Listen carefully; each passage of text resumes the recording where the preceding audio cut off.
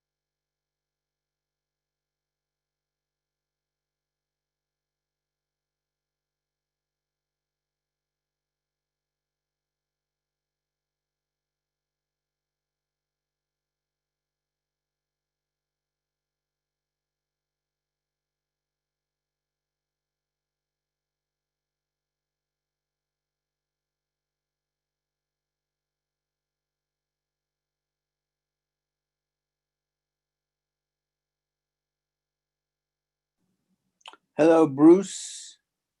Hello, Jim. Happy New Year. Happy New Year to you and everyone. And I certainly hope it will be a better one. Undoubtedly. All right. Ah, Hi, here all. is our Führer.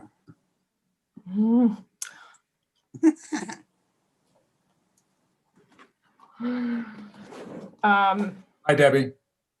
Hey, Bruce. All right, just let me get a little organized. Sorry, it's running a moment late. Hey, Mary. Hi. Happy New Year. Same to you. Happy New Year, Mary. Thank you. Same to you. Happy New Year, Mary. Happy New Year, Jim. Thank you. We should do this when each person gets on. We'll spend the whole meeting saying Happy New Year. All right, Jay's there. I like your background, Bruce. Me? Bruce. Oh, He looks sure. like he's in the woods with the sun setting behind him. It's very You know, beautiful. I can wish, can't I? Yes. I'm clearly in a room with a wall. Sorry, just want to give just a few moments to see if we get Omar. Maria Luna would like to be upgraded. Okay.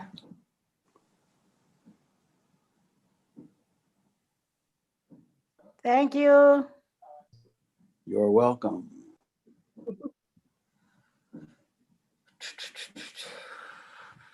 Oh, okay. Oh, we do have Omar. Okay.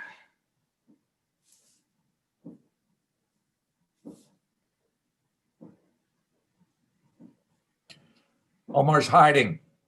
I see him now. He's got such a good headshot.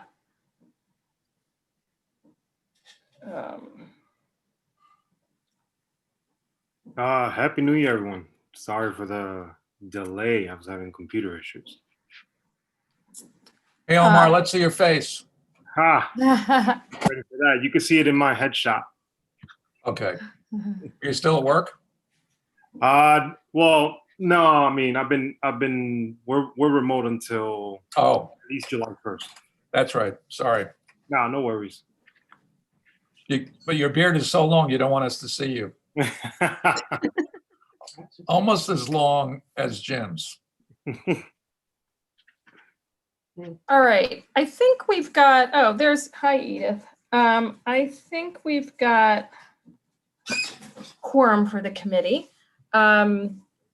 So with that, I'd like to call January 4th, 2021 Traffic and Transportation Committee meeting to order.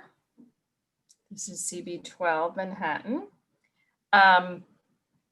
Thank you, everyone who is here tonight. We've got a long list of attendees here. We've got 2 interesting agenda items. I am pleased to be kicking off a brand spanking new year with you all. First, let me just call out who I believe we have here who are members of the committee. Mary Anderson, Jim Berlin, Bruce Robertson, Mariella Graham, Jay Mazer, Omar Tejada, Edith Prentice, and myself, Debbie Nabavian. From CB12 board members, we have Maria Luna, Josef Kalinsky, and I'm just gonna go, we'll keep an eye on the attendee list to see if we've got any other board members joining us. Debbie, please add me to the list. Oh, hey, Richard. I see Gerard as well. Okay.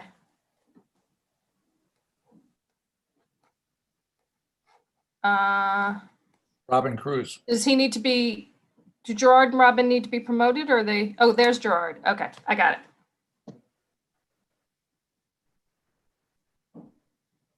And Edith. Edith is on our committee. Exactly.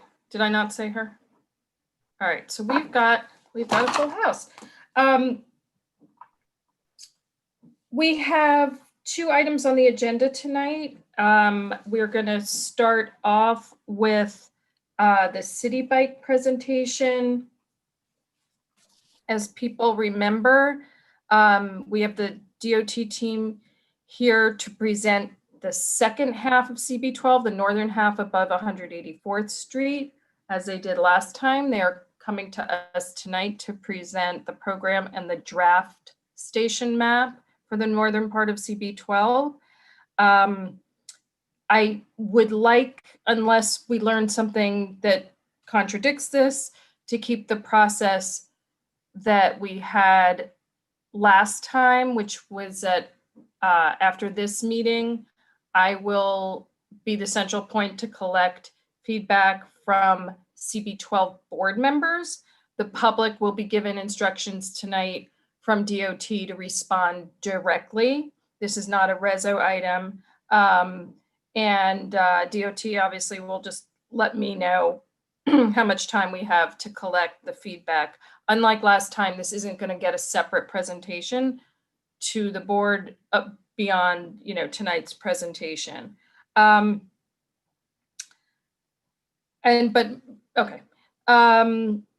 so with that, I'll hand it over to the significant presence tonight from DOT, starting with Deputy Borough Commissioner Jennifer. And in just my usual plea with you on the subject of City Bike is that as you go through, we are eager to hear any information and get any visibility on how utilization has gone in the southern half of the of CB12 as we're putting our minds to the northern section. Absolutely. Thank you, Debbie. Hi, everybody. Good evening. I hope you all can hear me okay. I'm Jennifer Santa Ynez, DOT's Manhattan Deputy Borough Commissioner. I want to thank Community Board 12, Debbie again, and the committee members for having the team on tonight. And I'd like to wish everyone a bright and a happy new year. This is my first community board meeting of 2021, and I think that's the case for most of you. It's really nice to see everybody, and the DOT team sends our best to all of you. I'm joined by my colleagues tonight, Mabel Kessler, Sam Hope, Jesse Cabrera, and Janae Malloy from DOT's Bike Share program, as well as Jackie Lazaro from the Manhattan office, whom some of you already have the pleasure of working with. And so DOT, alongside our partner list, is in the midst of our 5-year phase 3 City Bike expansion, which will eventually double the size of the bike share service area and triple the number of bikes available for rent. And since this program launched back in 2013, New Yorkers and visitors have turned time and again to City Bike as a healthy, safe, fast, and affordable transportation alternative. And as the city continues to reopen now in a COVID world, we believe that bike share will play a critical role in getting folks around the city and back to work. And so phase 3 expansion in Manhattan started last spring, as Debbie mentioned, when we expanded further uptown, north of 130th Street and into Harlem, Hamilton Heights, and then here into Community Board 12. The bike share team was last on the CB12 agenda last June when we shared our draft plan of stations proposed for the southern half of the board. And those stations were installed over the summer. We're here tonight again to share our draft plan of the proposed station sites for the portion of CB12 north of 184th Street, which we're looking to install this winter. And starting tonight and through the next few weeks, people can share their feedback on the planned stations, and I look to the committee and the committee chair to send us consolidated community board feedback by the end of the month, looking towards the week of January 25th for all of the board feedback. Following tonight's presentation, the team and I are happy to answer any questions that you all may have about the system or any specific site. We're also looking forward to hearing your comments. And with that, I want to thank the board again for giving us the opportunity to be added to the agenda. And I'd like to hand it off to Sam Hope from the Bike Share team to walk us through tonight's slides. Do we need to make Sam, Chanel, I don't know if you're on. Will you want to share his screen? Yes, please. All I right, can be are you made able to do host that? or Or partial host. yeah, Yep, someone just gave it to me, so Perfect. thank you. let me know if you can't see my presentation. All right. Thank you, Jennifer, and everyone for allowing us to present at this meeting. My name is Sam Hope, and I'll be presenting the draft plan for the second phase of our City Bike expansion into Manhattan Community Board 12. First, I'll go over a brief presentation that many of you might have seen at the first round of installations south of West 184th Street. This presentation covers the basics of New York City Bike Share and our outreach process. And at the end, we will present our draft plan map for the remainder of Community Board 12. Begin with an overview of bike share. Bike share is a sustainable mode of transportation that is made up of a dense network of publicly shared bikes that is intended for short one-way trips. Bike share helps increase mobility around a neighborhood, giving people more options on how to get around and connect to other modes of transportation like the bus, subway, or ferry. Acting as a first and last mile solution, getting people closer to their final destinations. These systems operate 24/7, making them reliable and convenient.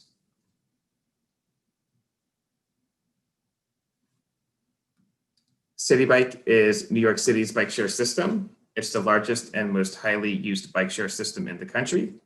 City Bike is a public-private partnership where DOT is responsible for the system planning and outreach, and Lyft is responsible for the day-to-day operations and equipment. City Bike is a station-based system, meaning that bikes must be retrieved and returned to the docking stations. And these stations can be on the sidewalk or in the roadbed. They're also solar powered and not hardwired to the ground, so they do not require any trenching. And a brief history of City Bike expansion across the city. Our bike share system recently celebrated 7 years since it was first launched. Phase 1 is in the light blue. It was the original service area, launched with 330 stations and 6,000 bikes. From 2015 to 2017, Phase 2 doubled the size of the original service area. And we are currently in the middle of Phase 3 expansion, which, when it is complete, will have doubled the Phase 1 and 2 service areas again by filling out Manhattan, expanding further into Brooklyn and Queens, and into the Bronx for the first time. And City Bike has been tremendously successful and seen incredible growth in members and rides per day since launch 7 years ago. There are over 170,000 annual members that use the system, and City Bike hits over 90,000 trips on its busiest riding days. This summer, City Bike celebrated its 100th million trip taken since its launch, which is a testament to its popularity. So it's really clear that City Bike is a mode of transportation that New Yorkers use and want, and the city is looking to support that demand. There are a variety of membership options, starting with a single ride, which is just $3 for one point-to-point trip. There are day pass options, which include unlimited rides for either 1 or 3 days. But the most popular membership is the annual membership, which is $179 a year for unlimited rides. There are also reduced memberships for NYCHA residents and SNAP recipients, which are just $5 a month for unlimited rides with no annual commitment, meaning in this plan, one would only pay for the months that they wish to use City Bike. And Community Development Credit Union members are also eligible for a $5 a month membership.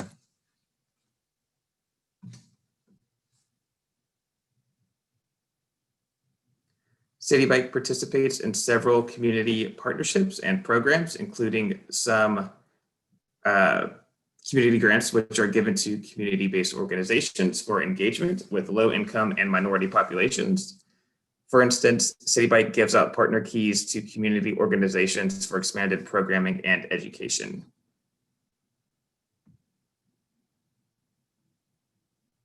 DOT promotes cycling safety with helmet fittings, light and bell giveaways, safety awareness classes, and commercial cyclist workshops. Also, the 2019 Green Wave Plan focuses on improving bicycling infrastructure in the bike share expansion area. And in response to the pandemic, DOT and Lyft are expanding safety measures that include cleaning high contact areas when bikes are returned to the depot, disinfecting bikes as they are docked adjacent to high use medical facilities. We've also added capacity to docking stations near medical facilities, and using Lyft has been using social distancing practices in the field and while handling the bikes. Lyft has also launched the Critical Workforce Membership, which provided free access to City Bikes for essential workers. Now on to a bit about our planning process, which I'll lay out in these 4 steps. The first one, station siting. The success of City Bike is based on a high density of stations throughout the service area. The idea is stations should be located every few blocks from each other. So when someone is in the service area, they're generally a 3 to 5 minute walk from the station. To deal with differences in demand, we adjust the size of stations so that larger ones are at major destinations like transit hubs. And when choosing areas where stations can be placed, we consider many things like distance to hydrants and utilities, ADA guidelines, and pedestrian clearance on sidewalks. Our public outreach in Community Board 12 consisted of our in-person community workshop and our pop-up workshops with our street ambassadors, co-hosting a town hall, launching and promoting our interactive feedback portal, where participants place pins on a map to nominate locations for consideration or note areas where a station may not be suitable. DOT also engaged in several meetings with various stakeholders in the community board. And after we identify all of the available space where a City Bike station might be placed, we overlay that with the community feedback data, as well as Lyft operational concerns. And we remove any of the less preferred sites and use the remaining ones to select our draft plan map, which is where we are now in the process. So the next steps will be to gather feedback on our draft plan. We will then do a technical screening of the sites and then release our final plan online and do site-specific outreach and notifications where we notify owners of buildings adjacent to where a station will be placed. Stations will then be installed and we will continue to do outreach and monitor the stations and make adjustments if necessary. So let's go through our draft plan.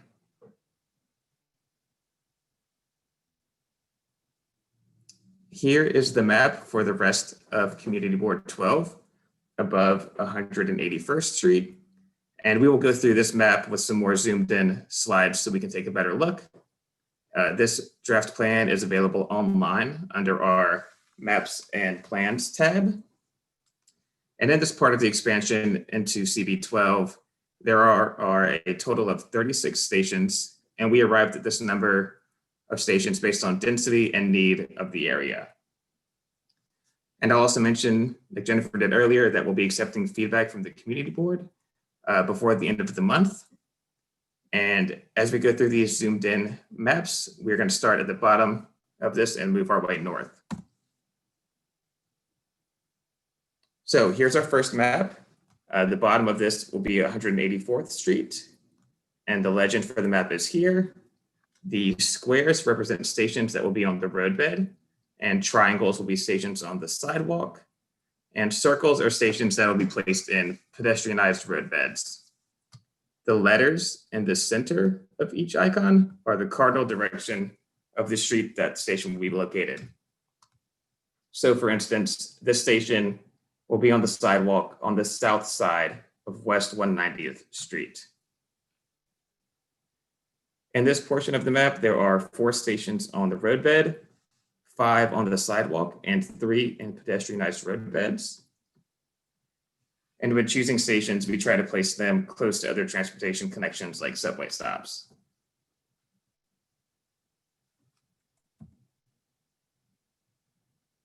Here is the second portion of our map, showing between West 196th and 207th.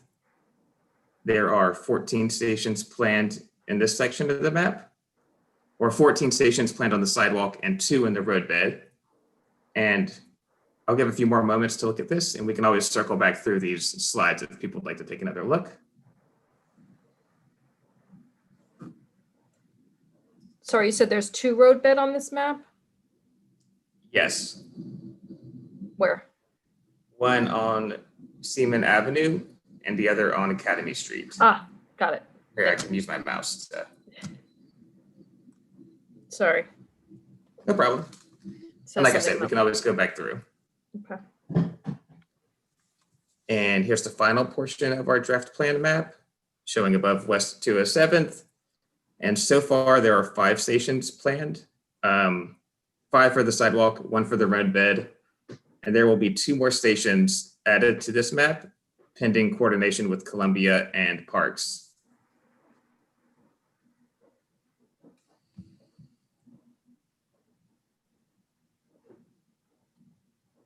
So that would be in that yellow area you have highlighted.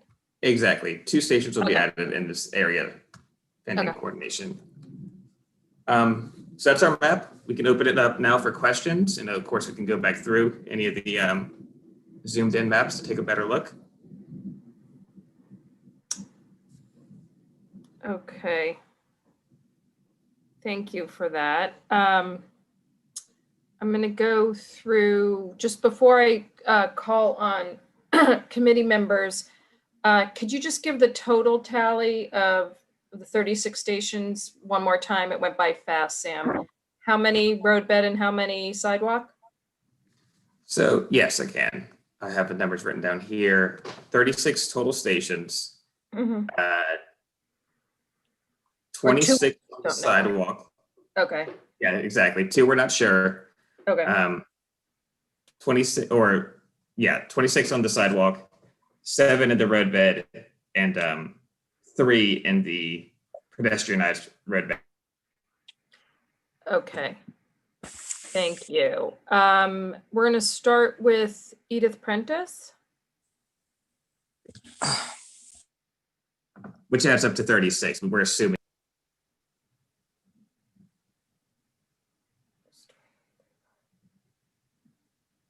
Sorry, it just patched out for a minute. And Edith, it feels like you were unmuted, but now you're muted again. Is that possible?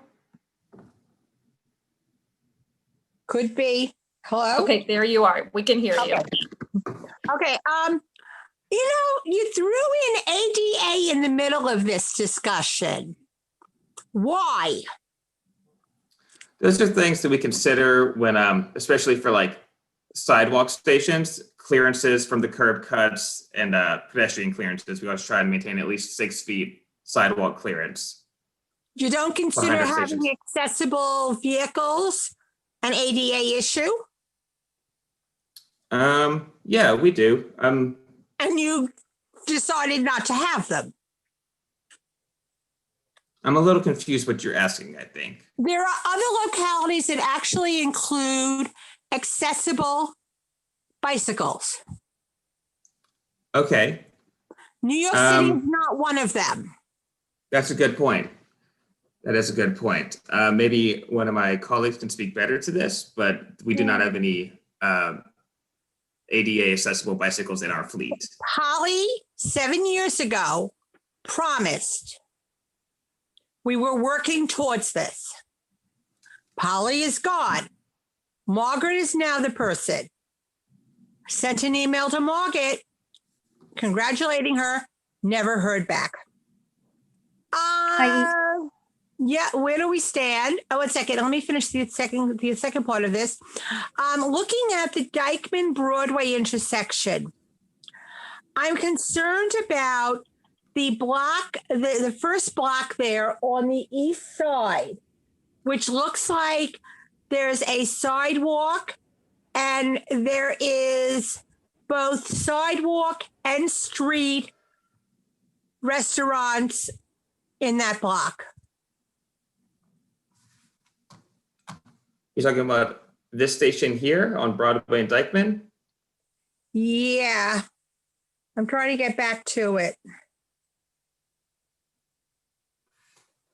Well, this station's on the sidewalk. It'll be in this large sort of sidewalk apron near the subway exit. I think there's plenty of clearance for a station there. Oh, it's on the west side. It looks like they're on the east side.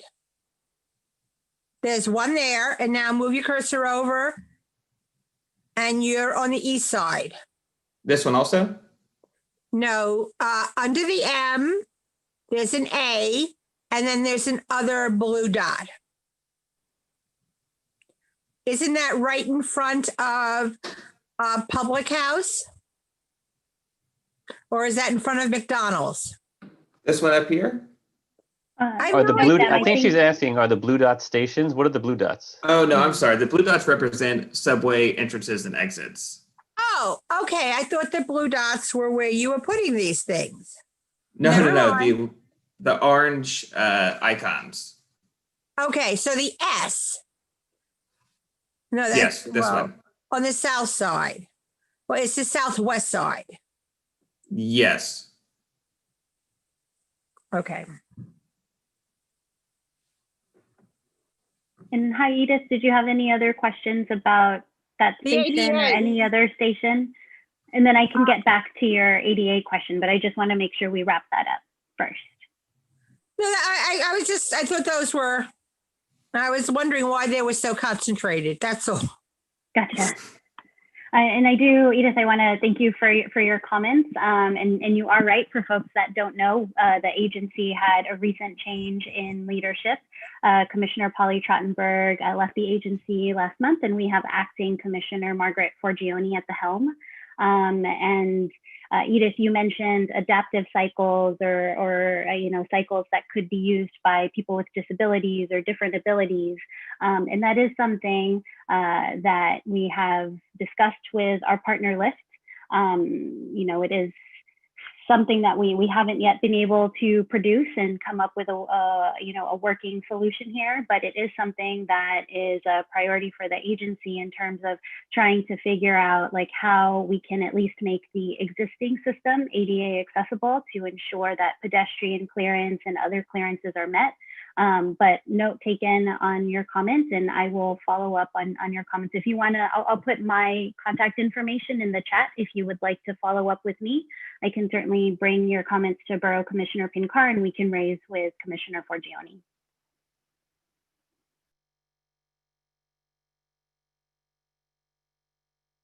Thank you, Jennifer. I'm going to move to the attendee list. I'm going to start with Dimitris Katumbas. And you'll just need to unmute yourself. There you go. Hello, my name is Dimitri. I live in the resident in the basically neighborhood. And my main form of transportation is bicycling. So I'm very interested in City Bike expanding into the neighborhood just because I ride my bike a lot.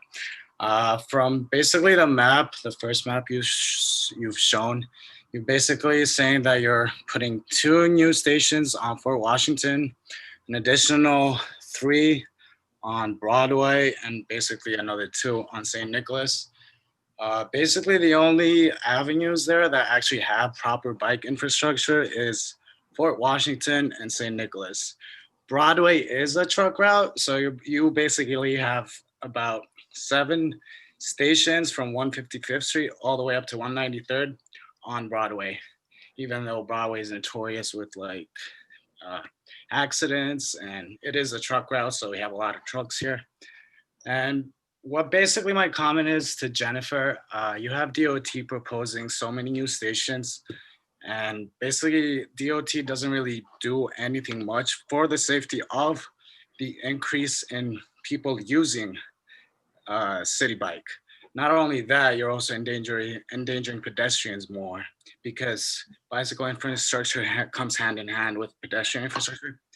So basically my comment is you're not really offering any bicycle infrastructure improvements for the neighborhood, and you're just basically adding service to the neighborhood, which would lead to more, I guess, crashes, accidents between bicyclists, pedestrians, and drivers.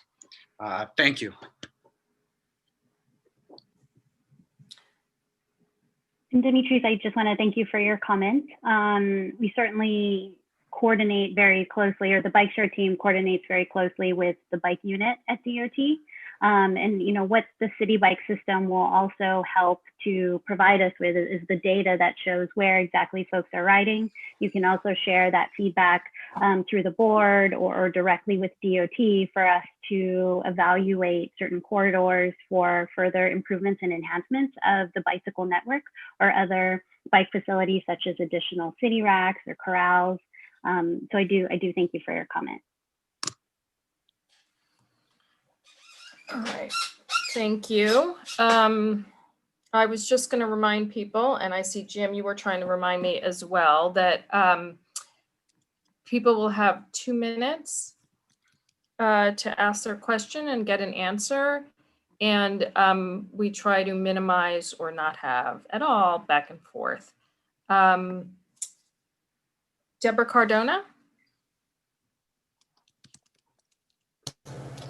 Happy New Year. Good evening to everyone.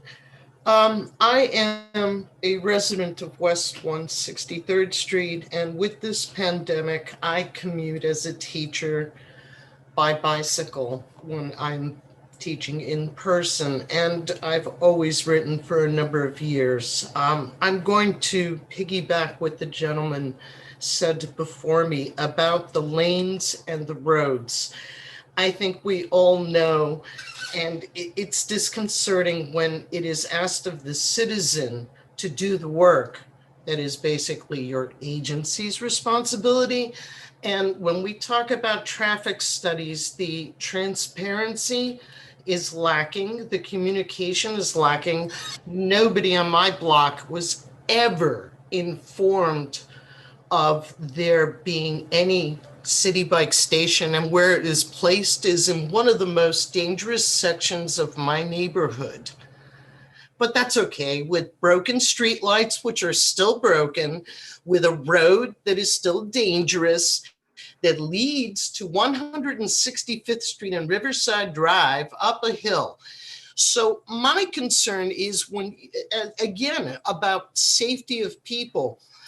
City bikes are heavy. The non-electric bikes going up 165th Street, next to impossible. So I'd like to understand the logic. If it's NYCHA property, you go around the corner, you have a huge area that's safe on the sidewalk where you could have put it, and it would have counted as a part of 99 Fort Washington, then the said location. Now, I get it, you guys have changed hands, and I can only hope that things will improve, because as far as communication goes and involving the citizens of this community, no, I'm sorry, it leaves a lot to be desired. So I wonder about those spots that you've chosen, especially around the Fort George Hill area over by George Washington High School. Yeah, time's up. Good night. Thanks, Deborah. Yes, thanks for your comment. Jennifer, were you gonna, sorry, I feel like I jumped in front of you. Not a problem. Debbie, if I may, would you like me to respond now, or I'm not sure? Just if you can, just touch upon, but also just, I mean, the larger context is, and I always ask this, like, once something's in place, we talk about monitoring and seeing how it's going. It's like, so you can answer specific to the station that Deborah is raising, but also just generally what happens on your side to see if there's issues around a particular station. Great, of course. And so, and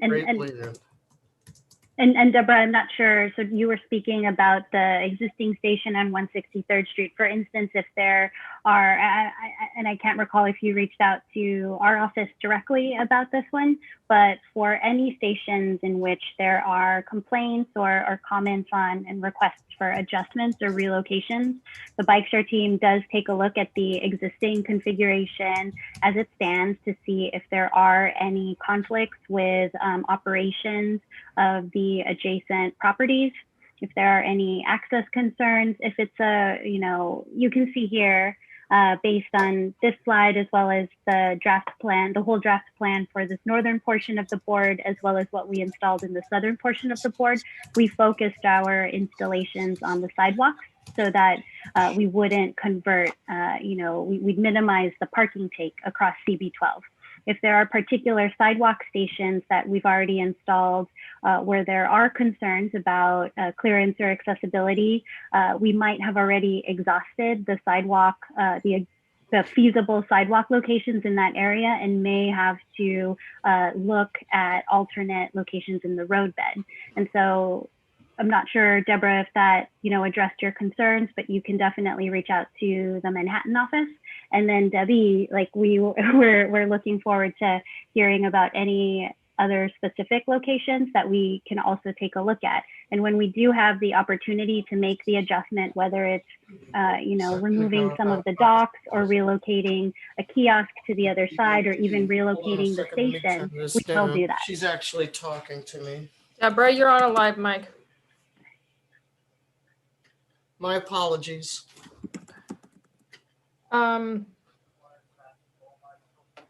Okay. And any follow-up questions, Debbie, on that? Or Hold on, Deborah, if you'd sorry. like to follow All up right. with our office. Yeah, so There just, are no follow-up Yeah. questions allowed in our format in general. but thank you for that. Next I have Wendy No, Jake, Olivo. I'm here. No, I'm not against bicycles. Deborah, if you could just go on mute now, we're going to move on to the next the next speaker with the hand up. So Wendy from the Assembly Member's Office, and you can just go ahead and unmute yourself. There you go. Hi, everyone. Thank you, Debbie, for hosting. Thank you, DOT, for being here and presenting again. So we have seen the Assembly member is a fan of City Bike. However, as we, walk the district and go to all the docking stations that have been placed, whether it's on a roadbed or sidewalk, there are no bikes. And so we are familiar with the City Bike Angels. I think that's what they're called. That's not working.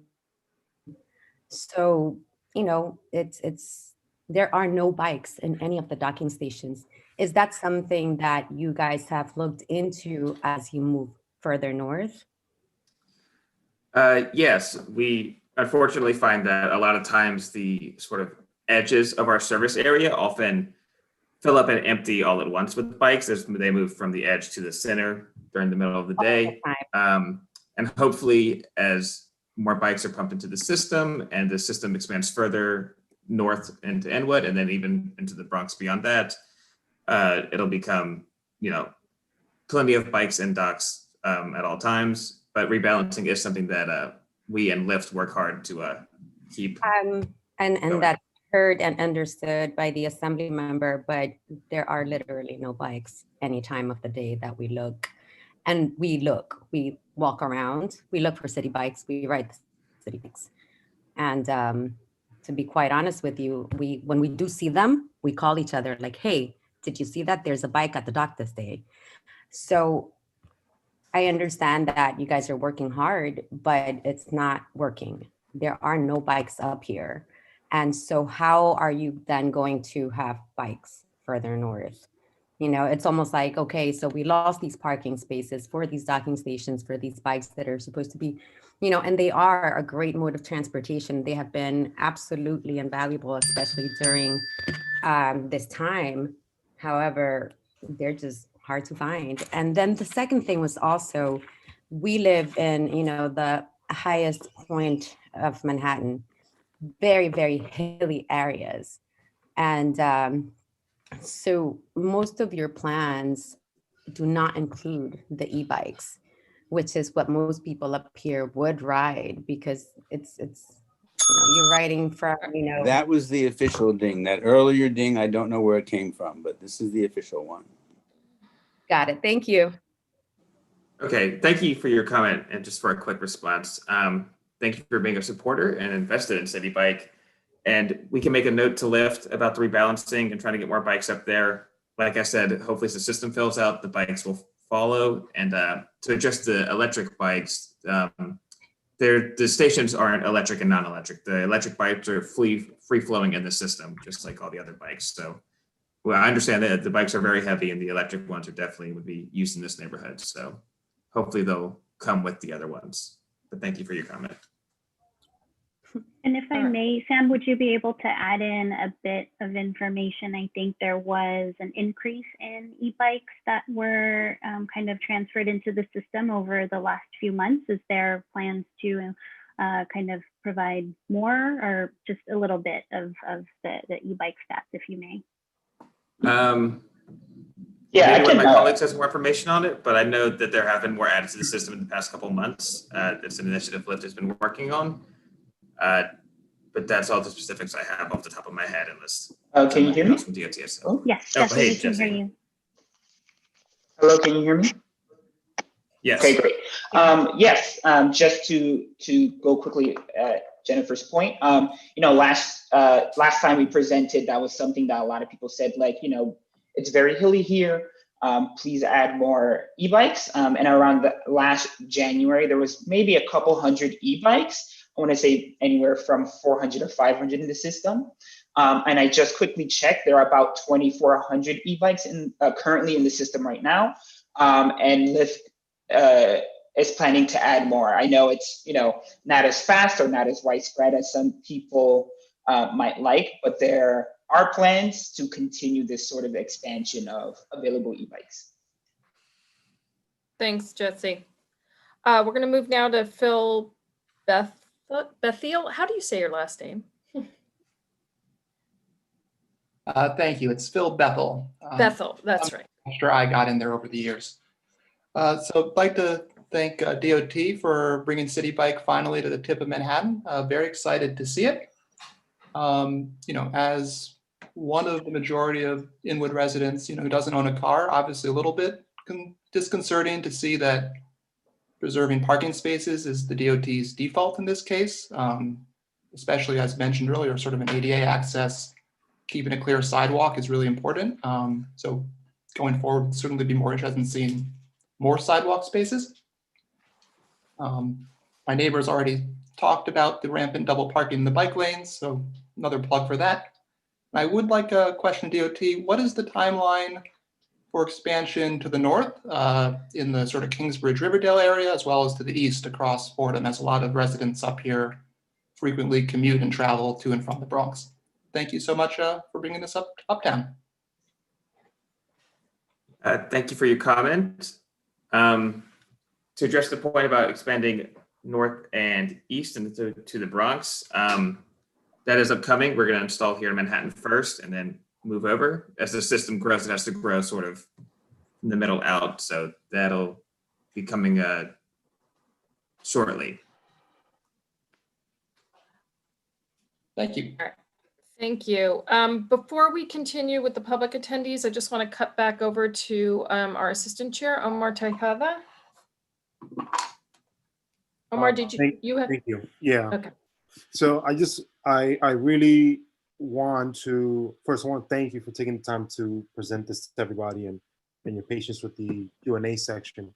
I really want to reiterate the need for e-bikes and the need for bikes up here, because this is something that we really did talk about when we began to speak about phase 1 of District 12's expansion. What the city, I think what the comment that was made is that there are a lack of bikes. I mean, my nearest station is right here on 177th Street and Cabrini, which is right next to the George Washington Bridge. It is notoriously empty. I mean, chronically empty. And that's my nearest station. The other part to this is, again, we mentioned this on the first expansion, is the need for the e-bikes to come up here. And I don't understand what the algorithm that's being used is. I don't know if it takes into account the topography of the neighborhood, but there needs to be something that brings more of those e-bikes up to this area, because I mean, if you take one of your workers and put them on Broadway on 183rd Street and then have them take the e-bike or take a regular city bike all the way up to Fort Washington 190th Street, that's a good workout if you need to do that. And I rode race bikes for 8 years, and I can tell you that's a good workout if you're not used to being on a bike, especially such a heavy bike. So I don't know if the algorithm can actually pivot how e-bikes are collected in this city and how are they put into hilly areas of the system. But that's something that we'd really be interested in, because it was mentioned before the expansion started and it continues to be an issue here, as well as the fact that at the edges of the system, there aren't any bikes. And I can understand that as you expand, maybe that gets fixed, but it's not a fix now, and it continues to be a problem. So we really do need a more solid answer in terms of, hey, we're going to get back to you on that. It's more like, what is going to be done for that? And can we get something back, say, next month? Thank you for your comment. Yes, we're taking note of that, and we'll communicate it to Lyft, who is in charge of the rebalancing efforts. And like I said before, the system functions as the bikes are just, people drop them at stations as they go. The bikes don't rebalance themselves. Lyft has to do it. And it does take a good amount of time, but we hear your concerns with the no bikes. We know how frustrating that can be, and we will make sure to pass that message on to them and try to figure out how to get more bikes to the stations and Community Board 12. And just a quick sidebar before we move to Martin Collins, who's next on the public list. The e-bikes, can you use an e-bike as part of your regular subscription, or is there an upcharge? As a part of the annual membership, which most people that use City Bikes have, it's just a part of the membership. if you were buying like a single ride, I think there is a small upcharge for it. There is an upcharge for members of 10 cents per minute. Oh, there is, okay. Even Yeah. with the annual? Yeah, that's correct. There's a charge of 10 cents per minute, even if you have an annual membership. There's a cap of $2, especially if you use it for interborough sort of trips. So let's say if you were to go, across the river to CB4 and you would dock, and let's say you're taking a 45-minute ride, it would cap at $2. But yes, there is an extra charge, and that's because Lyft has to go out and physically collect these batteries for recharging. Okay, thank you. Martin Collins?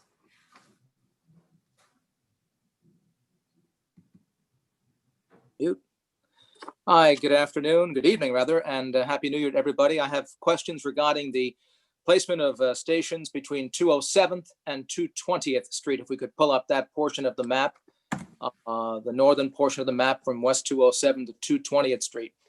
So I see there'll be one right by the Allen Hospital at 220th. You'll have one by PS 278 along 9th Avenue, one at 215th Street by the number 1 train. That's a very good choice.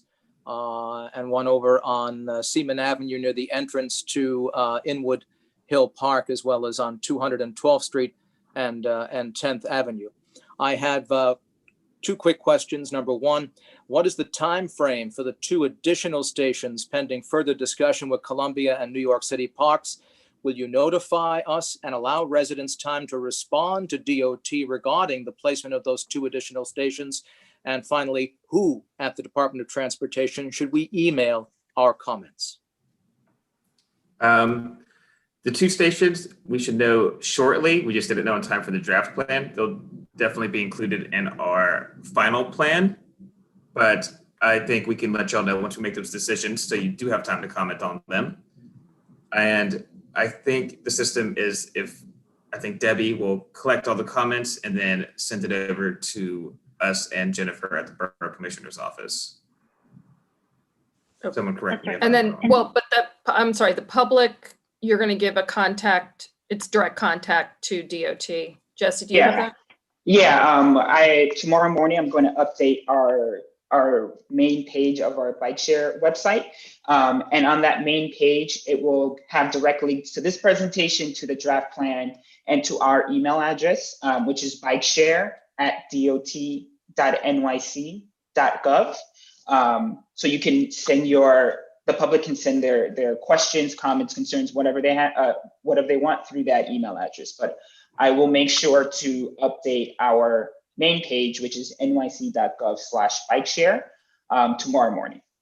It would be good, Jesse, if we had a person, first and last name and their email at DOT, that is the point person for this, so that we can be in direct communication with them. Oh yeah, well, so that bike share email address, it would go directly to me. So my name is Jesse Cabrera. So you can send that directly to there. That's bikeshare@dot.nyc.gov. Correct. Thank you. Okay. Zachary Cohn.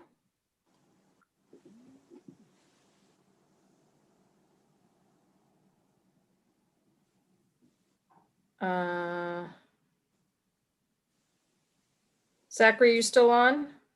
Yes. Okay, great. Can you hear me? Yep. Great. First off, I just want to say thank you so much to DOT. I've been excited about I'm a resident of Community Ward 12, and I'm excited about this expansion for a long time. It's overdue, but excited to have another transit option in the neighborhood.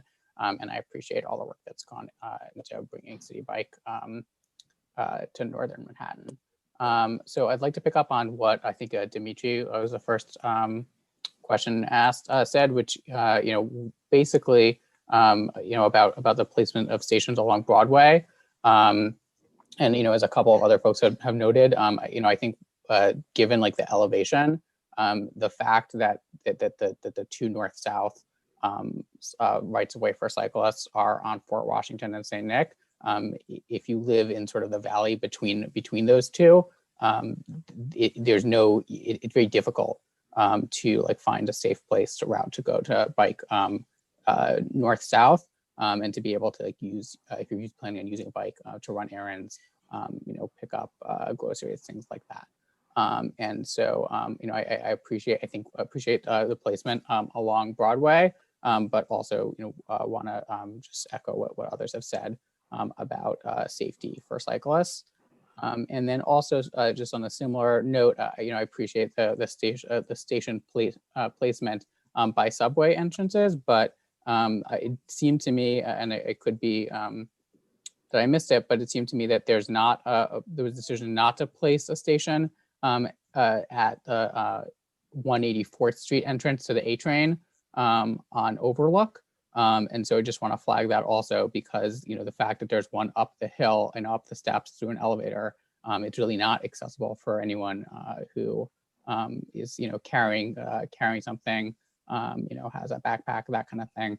And so there really should be one on the lower end of the Overlook entrance as well there. And then the last thing I just wanted to mention was access to the Hudson River Greenway. That's been mentioned a few times. Right now, the only way to get there, it's a pretty circuitous route, and the bikes are very, very heavy. And so, as others have said, I think e-bikes are really, really critical in the neighborhood. They're very hard to get right now, and I wish that there were more of them. And also, that there was a simpler way, or a simpler way to get to the Greenway. The bridge is very, very narrow, and getting there on a bike, if you're passing someone else with a bike and pedestrians, it can be crowded, and it feels poorly designed right now. Thank you for your comment and reiterating those points about placements on Broadway and near the subways. I think the subway entrance you're talking about is not on this map. It's probably in the southern part that we expanded into, but still, it's always a balance trying to pick where we put these stations. We don't want to clump them all in one area, but thank you for reiterating those points about Broadway and bicycle infrastructure there. All right, we're going to actually cut back to committee members. Bruce Robertson. Edith was before me. Is Edith, I'm sorry. Well, but she already spoke. Okay, quick question, excuse my ignorance, DOT. So is there any wireless connectivity to the bikes themselves, or is it strictly to the station? And to Wendy's point, if you had some kind of monitor on an individual bike, you could tell where it went, what time of day, stuff like that. Any way to track them or to set some of them to be monitored so you can get an idea of where they're going and how long they're taking to get there? Thank you. Yeah. Go ahead, Jesse. Yeah, each bike, every time you check out a bike, it sends data into the system, and then every time you enter a bike, it also, sends data to the system. And, DOT and Lyft are always looking at that to see, on, the point that we made earlier, if there's like a particular station that's like too crowded or too empty, and then also helping us decide where, bike infrastructure could go. And that's also, if anyone are budding data scientists, that's also available on both the DOT website and the City Bike website. Usually once a month it's updated for the previous month, and all the rides taken are sort of logged and uploaded to the websites. So we should be able to answer Wendy's question with data analysis.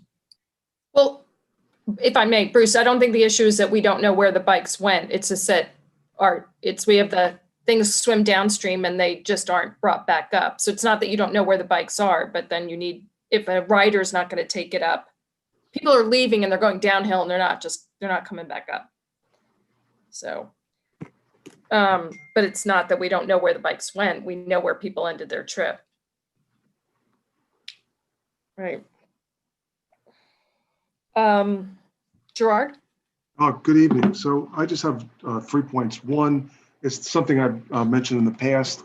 I know that restaurants and businesses are responsible for keeping strict logs and enforcing cleaning. They have to clean before, during, and after.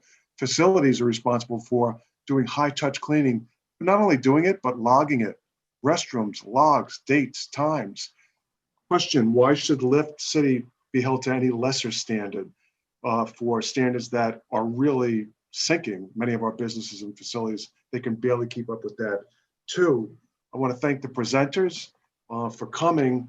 And, again, thank you. But very often when we hear from DOT and City Bike, I'm noting words like hopefully, maybe, we'll look into. As a long-term resident, I can assure you that residents, when they hear that, feel it's a little disingenuous. And I don't want to be harsh or overly critical, but really a constant message and theme we get from DOT and Citibank is, well, hopefully you'll come up with something. Maybe you'll look into. Lastly, I want to suggest that the committee makes a recommendation that a performance spec for City and Lyft include a penalty clause for not maintaining balanced inventory throughout the system. It should absolutely be required to keep balanced inventory and penalized if they don't, because without that, we will never have balanced inventory. It will be an inferior product, and City and Lyft will not keep the promise that they consistently make to us, because they won't have anything that incentivizes them or causes them to keep balanced inventory. We will never see it unless there is some type of a penalty clause that's put into effect with City and Lyft, and then we'll have more bikes than we can ever use if it's going to cost them for not maintaining that. Thank you. That's all I have. Thank you. I mean, actually, that's good. If DOT, if you know it, can you share anything about sort of understanding that this is Lyft's responsibility, sort of like this? What's the service level agreement kind of like for this? Is there anything, do we know that like if For the rebalancing efforts, or? yeah, like if it's not getting done in a sense, like it's, I Yeah. understand. Yeah. What's the penalty phase? That's Well, very valid point. Thank you for bringing it up. I don't know. I mean, I can't speak to that off the top of my head. I don't know if anybody else on the team can, but I'm not sure. If we can definitely get back to you. We can look into it. I know, like you just said, you didn't want to hear those words, but doing the best we can. Absolutely. I do think it is my understanding that there are certain service level agreements that, our partner does need to maintain within the system. It certainly is in our interest and in Lyft's interest to maintain, a reliable network of bikes. So Jared, I know, your points are taken, and we'll certainly get back to the board with follow-up questions and responses to those. Thank All you. right, that would be helpful. Thank you, Jennifer. Thank you, Gerard. Actually, I'm going to hit up one of our board members, Curtis Young, before going back to the public list. Thank you very much. Thank you all for the presentation. Like many others, I'm an active community member. I run, I bike, I do everything. I support promoting active lifestyles. However, my concern is I live at 156th Street, and we went through this process last year with providing feedback to you all on a particular location in our area. I myself went out and took pictures and make recommendations on where would be a more suitable location. And it seems as if the feedback that we gave you all, you kind of made your decision yourselves. And there is a bike station right at 156 in front of the museum, Museum Española, Barica College. And it wasn't the most ideal location. We gave feedback, we gathered feedback. Many of our board members, Maria Lona, Wayne Benjamin, Bruce Robertson, we made recommendations, and it seems as if our feedback was ignored. So I want to understand, to Debbie Cardona's point earlier, like, what is the process? How is the community feedback being considered? Is it just a formality that we provide feedback to you all, or do you actually listen to the feedback of the community members? Because we know our neighborhoods more than you all know our neighborhoods. And to Wendy's point earlier, the bike rack that is at 155 in Broadway is completely empty. And I've also had several discussions with the museum staff there, and they're going through a capital improvement project this year. And they're going to be cutting up the streets and redesigning their entrance. And they said that it wasn't the most ideal location, and they communicated that to you all, that they were doing construction, and there was still a bike rack placed there. and we made a recommendation of a better location, and it was completely ignored. So I would like to understand what is the purpose of providing feedback when you're going to ignore the feedback that we provide you all? And hi, Curtis. Good evening. Thank you for your comment. I do want to say that myself and Borough Commissioner Pinkar spoke to the dean at the college last week. I think it was between the holidays. It's hard to remember exactly when, but we did speak to him about his concerns and also asked him for additional information and other recommendations. There's a lot of non-feasible sites in that immediate area, and we wanted to ensure that the students and residents in the area had a station that was placed for their use. We are working on ensuring that balancing and bikes are available, across the CB12 network that exists and that is to come later this winter. But we did speak with the dean, and we are going to take his alternates and recommendations into consideration. And if we do find a feasible, more suitable site, we will look to relocate it. Well, we sent over another location, several options, and I think they were all ignored. So I'm happy to send that back to you all. Just for clarification, and let's just kind of not question each other's motivations. It's like it could be ignored or it could just be considered, and it had some reason that it couldn't be. But the Bariqua station on the sidewalk was an alternative because of all the feedback about the original, because the original spot was not there. This was the alternative that moved it off the street bed, etc. So I think we all felt good about it in the moment. It's my recollection, and maybe I'm missing part of this story. And then obviously, then this issue came up with the college, and so everybody is speaking. But I'm like, what did I miss? Sorry, Yeah. Curtis, go ahead. I was saying that the original recommendation was not to have it in front of the college. It was to have it at a location. Their initial proposal was 150, I believe 157 and Broadway, right where the park is. And we made recommendations and took pictures and made our graph and everything. And the second option was to have it on 155 going towards the Riverside, going down Riverside. Excuse me, 155, going west.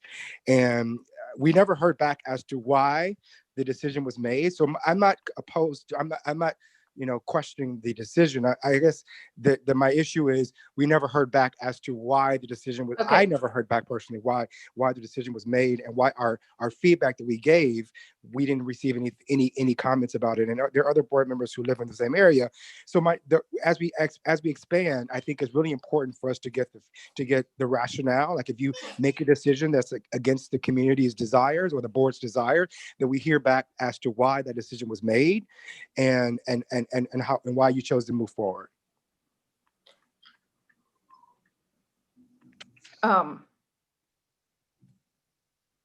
Yeah, no, and that's fair. I mean, again, the first point was that was our number one station that we all felt like couldn't stand the way it was first proposed, and it got moved. But it is also true that when things come up and get surfaced by the community, it would be really helpful to all of us to understand why you looked at something and found out maybe it wasn't feasible, or you said like that's not going to work, but then we never find out why. So to the extent, to Curtis's point, that we can expand the visibility on that, it's Thank you. always appreciated. More data is better than less. Could I make a comment on this one? Is that you, Steve? Yeah, I also live right there. I believe that the bike station is actually in front of the old Museum of the American Indian building, which is now owned by the Hispanic Society. I don't believe it's in front of Bariqua College. So I wonder whether or not we're also talking to Hispanic Society about this one.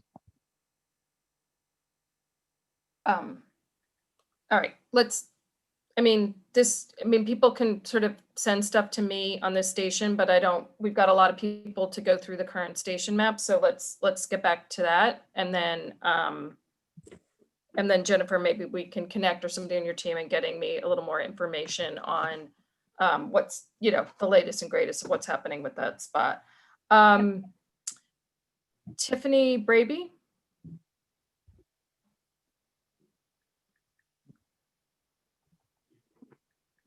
Can you hear me? Yep. Okay. So I also put the comment in the Q&A, so you don't have to, you can ignore that. I just wanted to make a point, 2 points actually. The first point is to specifically address things on Edgecombe, 159th and Edgecombe, 160th and St. Nicholas, 163rd and Edgecombe, 167th and Edgecombe. Those stations, when I arrived back in July, were there. They were empty, and since July have remained completely empty. At most, there's 1 bike per day. On the contrast to that, if I go to my friend's house at 169th and Fort Washington, right by the hospital, the van is always there servicing, filling, doing whatever they have to do to keep that one filled. It's a little bit of an indiscretion, and I think it needs to be addressed. I just wanted to reiterate that point to what everyone else has said. I do think it's a great program, but I think that the lack of equality for I guess no better word at this point, needs to be addressed almost immediately. Thank you. Thank you for your comments. Just to that specific station at 169th near the hospital was a part of our critical workforce program to provide socially distanced form of transportation for essential workers. And that's why that station is constantly being rebalanced with bikes and everything. But I do understand your point, and thank you. All right. Christina Ferrari. Hi, thank you. My question is regarding the outdoor dining that the city is continuing into next summer. So I understand that many restaurants are doing outdoor dining, some of which interferes with the street or sidewalk or bike lanes. And I'd like to know a bit of the conversation that the DOT and City Bike had regarding how to navigate expanding in light of this outdoor dining. Sure. Hi, Christina. Sam, if I may, I'll go ahead and jump in here. And so, Christina, as you and others may know, the Open Restaurant Program was initiated as a COVID recovery program. And so that allowed participating and qualifying restaurants to self-certify and then set up outdoor dining spaces directly in front of their establishments in the roadbed and on the sidewalk. And so, you know, that was a temporary program that had started back in 2020, which seems like quite a bit ago, even though it was only a few days ago. But the DOT is working with City Hall and our partner agencies to develop plans for a permanent program. Mayor de Blasio announced that Open Restaurants is going to go year-round and become a permanent fixture on the streets. Figuring out how outdoor dining overlaps with our plans for enhanced bike network and new bike lanes, and then new city bike stations, and other street improvement projects that DOT does. That is quite the challenge. And so we are working to develop those plans to figure out how we can kind of live adjacent to each other in the streetscape. And in the public right of way. And so we will be back in touch with all of the community boards and all of the stakeholders as the agencies and all city agencies work to develop those plans. And I will ask Sam to confirm for these 34 station locations that we presented tonight, were those checked with any existing open restaurant conflicts? Yes, they were. We try to avoid it, obviously. Mm-hmm. Great. Okay, thank you. Lucia or Lucia? Hi. I lived in CB12 for many years, but now I live in the Bronx in CB5, and I'm super excited for this because I still go back and forth a lot to do shopping and to visit friends. And we definitely need more city bike stations up above 181st Street. I was just going to comment that, you know, to the extent that you can give higher angel points values to these stations, that might help. Like I feel like I've never seen a 4-point station up here.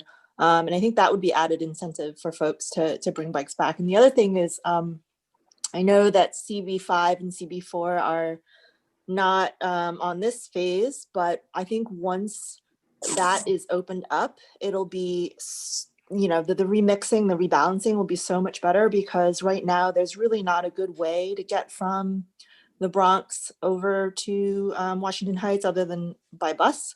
And in addition to that, once the Washington Bridge pedestrian walkway is improved in some manner, I think you'll really open up a lot more use of City Bike across town.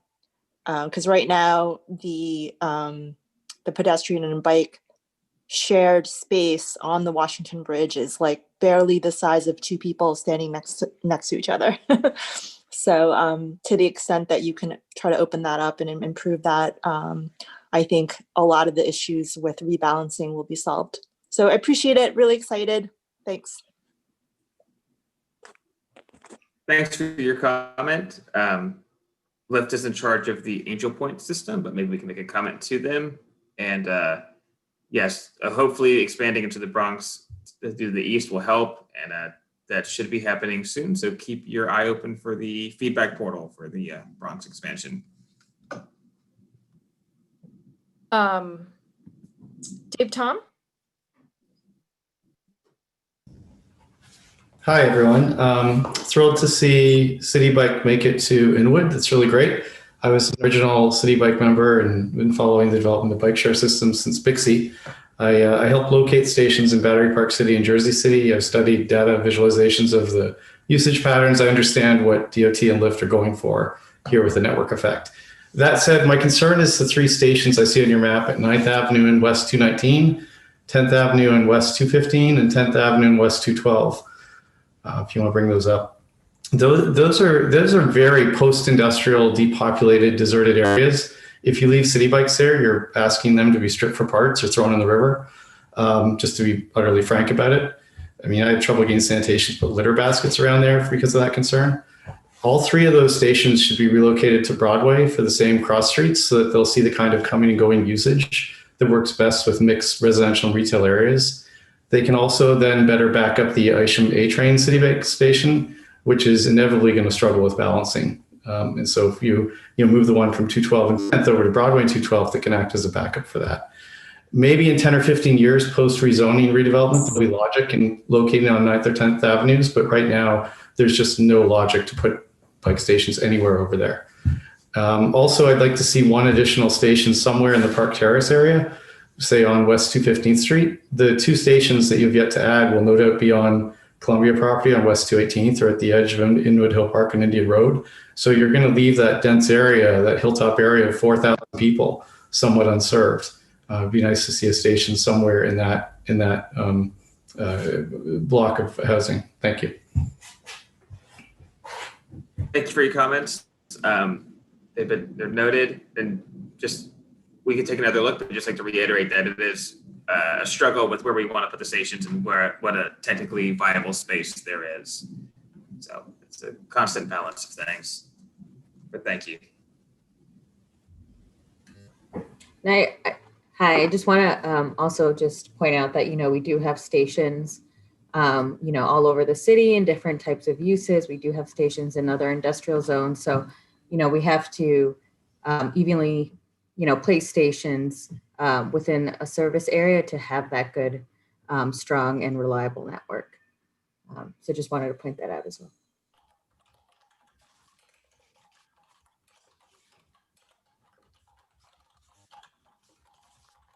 All right. Okay, we're almost there. I'm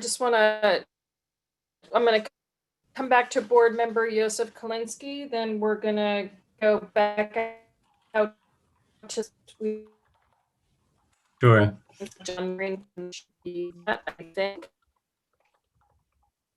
I'm so Okay, just I'm not sure if my Wi-Fi is good, but just a question actually on the slide right now, very quick. I don't know if there's much to answer.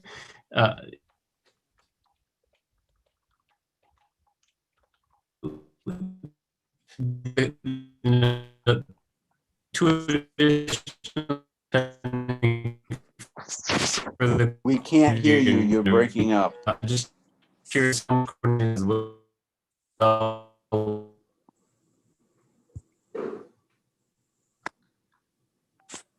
Sorry, Dave, did that not work? Yeah, it got patchy, but now Okay, it sounds. I think I'm back on. Now you hear me? You're back. You're back. Okay, I'm sorry. It's always exactly when I raise my hands when I lose it.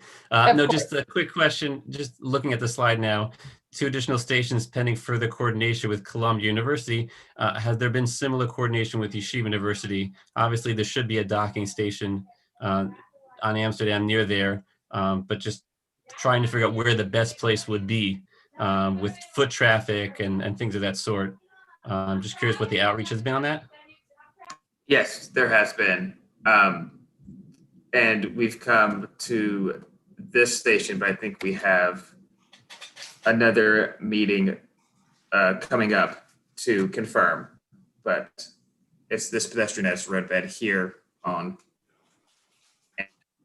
Amsterdam Avenue. Right, but just confirming that there's also coordination, because obviously just similar to Columbia and when you're working with the densely of course university population. Okay. Thank you. All right. Yeah, thank you. Francisco?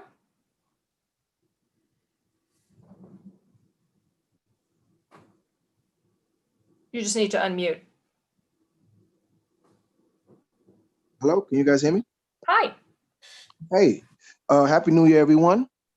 This is my first time speaking with you guys in the traffic, but I'm really I love this plan of the expansion. I think it's necessary, but I also want to speak on some things real quick.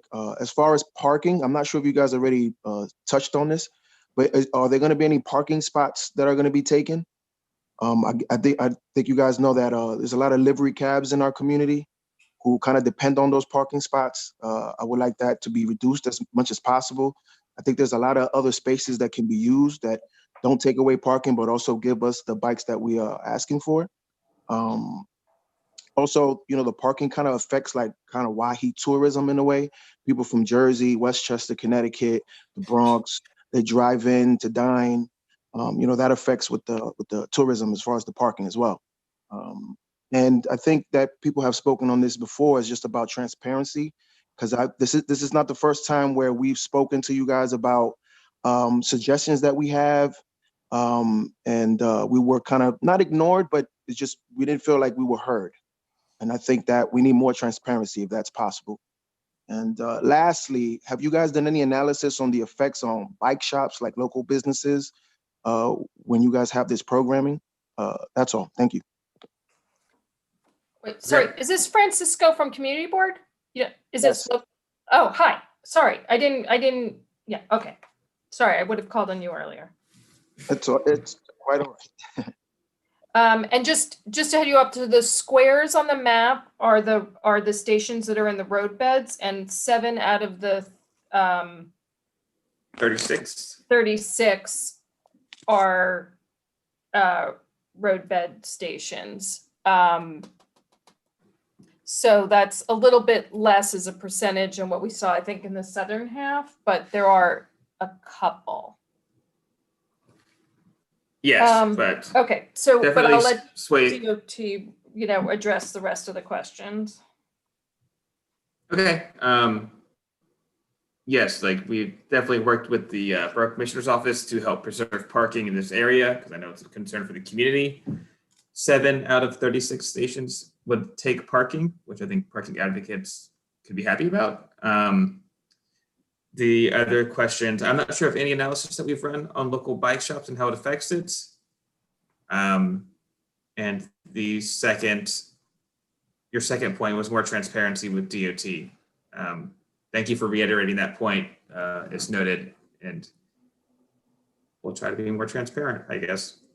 And just, Francisco, I don't know if you've been here from the very beginning, but just to reiterate what the feedback process is going to be, is that for board members to share with me feedback about specific stations, and I will wrap together the feedback from community board members and about the station map and get that to DOT, and the public can respond directly by email to DOT. Last but definitely not least, we have John Greenfield from Yeshiva University.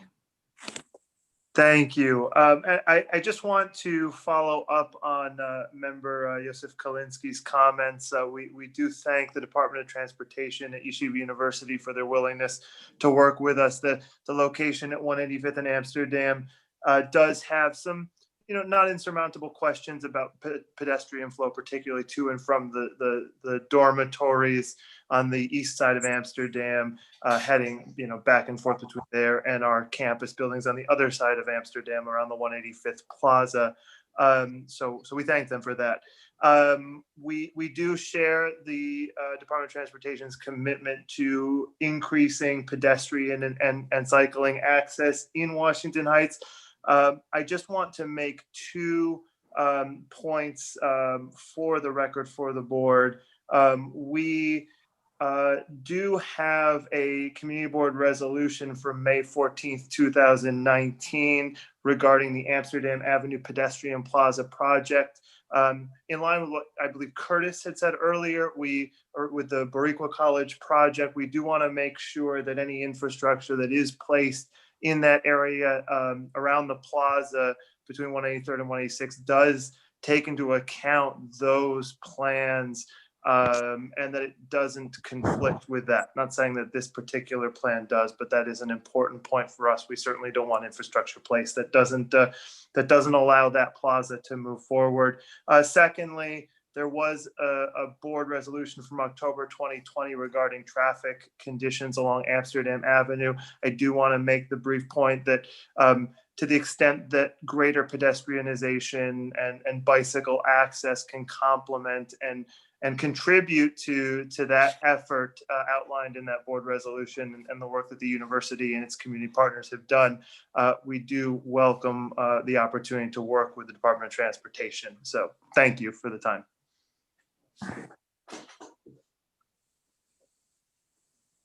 Absolutely, John. I just wanted to also thank you for your comments and look forward to working with Yeshiva and the other stakeholders to, to enhance our bike share network as well as our safety improvements around the neighborhood.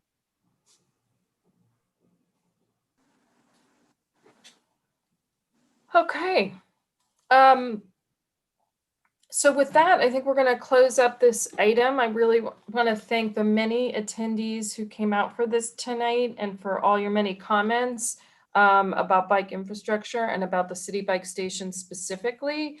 And thank you, Team DOT, and let's be in contact about feedback. If you guys can just call out the email address for public comments one more. Is that bikeshare@dot? Am I back up? Yep, that is correct.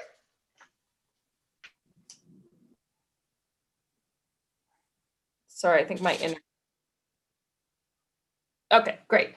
All right. Well, but so thank you for joining us again. Happy New Year to all. And with that, we are going to come back to our second item, and I'm going to thank Team Wheels for their patience through the City Bike presentation.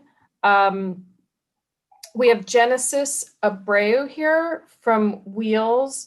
as well as a few students who is going to join them to talk to us about, I've been long hearing about activities that Wheel students have been working on with respect to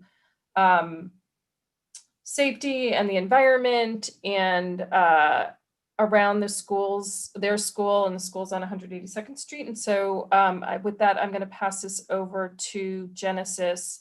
And if we can give Genesis, the co-host, baton, I think they will have a presentation as well. Thank you so much, Debbie. It's a pleasure to be here with you all this evening. I'm going to be co-presenting with our students, Mia Soto and Mario Cuellar. So I can give them permission to speak. Oh, all right. So we need to get them promoted probably. So you said that's Mia Soto and who was the second? And Mario Cuellar. Maria. Okay, I see. Maria Cuellar. Chanel, do you? Yeah, I think. Yeah. Fastest promoter on the planet. Perfect. Thank you so much. And I will share my screen. All right. Cool. Can everyone see my screen? I'm hoping it's a yes. All right. So again, thank you all for joining us this evening. I'm actually going to pass it to Mia, who's going to start us off. Before we begin, we want to thank the Transportation Committee, our community board, and the committee chair, Debbie Navavian, for having us here. Thank you all for joining us this evening. My name is Mia Soto, and I'm a senior at Washington Heights Expeditionary Learning School. And I'm Genesis Abreu. I'm the Youth Environmental Leadership Programs Manager at Friends of Wheels. Mario, do you want to introduce yourself? Yeah. Hey, everyone. My name is Mario Cuellar. I'm a senior at Wheels, known as Washington Heights Expeditionary Learning School. We will be presenting about our environmental initiative in Washington Heights, the Clean Air Green Corridor on 182nd Street, and how it relates to the 181st Street Busway pilot program. Next slide, please. What is the Clean Air Green Corridor? The corridor is a youth-led vision that was created in hopes of bettering the streets of 182nd, Highridge Park, and overall the community as a whole. It is a corridor that starts from Amsterdam Avenue to Broadway of 182nd Street. The corridor also serving as a path down to the Grand Staircase in Highridge Park, which will serve as an anchor of the corridor, providing thousands in our community access to the park. Next slide, please. So this is a timeline of where we've come with the Clean Urban Corridor. So we first started in 2018 with an intensive called Restoring Highridge Park. In this intensive, we noticed the prominent drug and litter issue in our community and in the park. As a whole, we did not feel comfortable or enjoy what we saw, and we decided to do something about it. The first step was creating the corridor. So for the environmental community survey, we believe it's critical to hear the voices from the community. So we conducted a survey in Washington Heights concerning about health issues that shown that 15.4% of 123 response shown concern of drugs, 17.9% shown concern about air quality, 30.1% were concerned about litter. An identical survey was also taking place on 182nd Street with the same questions as before. 31.5% were concerned about drugs, also 24.1% were concerned about litter.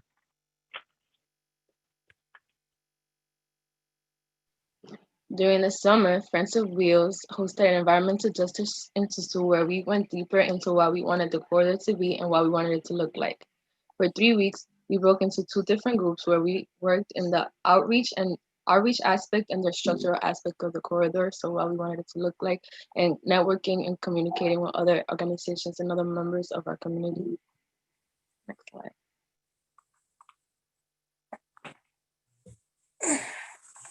So I'm proud to say that our little initiative have taken place in the program and expanded onto a class. urban planning architecture students from Columbia University.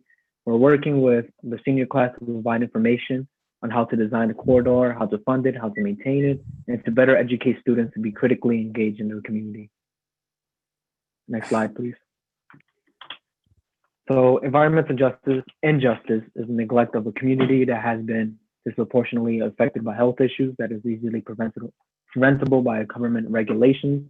There's a clear correlation between air pollution and asthma hospitalization in the same area, specifically the Bronx and Upper Manhattan, as you can see. The NYC health map shows a map with color keys, meaning orange to red, meaning the highest asthma hospitalization. And these same areas with clusters of orange-red also have 10 to 14 grams of particulate matter, 0.245, which is leading the cause of respiratory illness. And I even grew up in these same area, and I struggled with asthma. And this respiratory illness has restricted my options. I could have done a lot more growing up. But contracting the unfortunate illness made me thought it was my own fault on my behalf. But I blamed myself without knowing these statistics. However, knowing this is important knowledge, it made me focus on a goal of making these environments safe for future adolescents. Next slide, please. So in the Friends of Wheels, our Environmental Justice Leadership Summer Institute, students have worked with Columbia University School of Architects, Center for Resilient Cities and Landscapes for developing rendering on how to transform and pedestrianize 182nd Street from Amsterdam to Broadway. Here's some ideas we came up with. So we came up with an idea for green roof. Is the idea to reduce urban heat island effect. For which you don't know, urban areas are often more hot than what it is like on the outskirts of cities. So with this in mind, we want to increase air quality and provide shading with more trees and greater variety with more greenery. Misting seedings is great for the community with the idea of protecting people from heat strokes, which are vulnerable and the elderly and other adolescents. And having more greenery will also filter the polluted area as our school is near a highway. Next slide.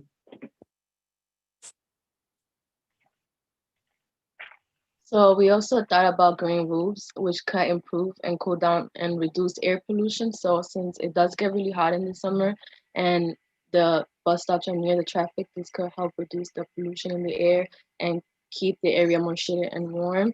We also thought about environmental justice job training centers, which could help people, the space could help people get jobs in environmental justice topics and help them learn more about what environmental justice means, since a lot of people in our community do not know exactly what it means. And we also thought about shade between buildings, which could also help them cool down the streets during the summer, which is also another big problem in our community.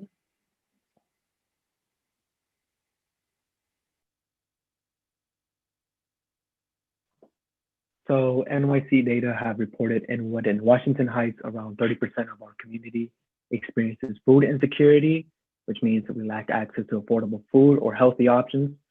So with the idea of hanging gardens or urban farms, we can easily make fresh food readily available to those who can afford it. Increasing access to recycle bins and hoping to teach the importance of value and the value of recycling and reusing products, and to incorporate the important value in our everyday lifestyle. Concrete pavements traps heat in the summer days, which jeopardizes the elderly and the young children from heat strokes. Fountains can be used to cool down the neighborhood if necessary for its residents. Next slide, please. So we also thought about a voter registration information center, which could help people vote and civically engage in their community to better advocate for their community. And here, this is a picture that is of a mural in Brooklyn. And in the Institute, we were very inspired by this picture and what they did with the mural, because we want this to also be in our community, and we want something like this in our community, since it could bring people together and is advocating for our community as well.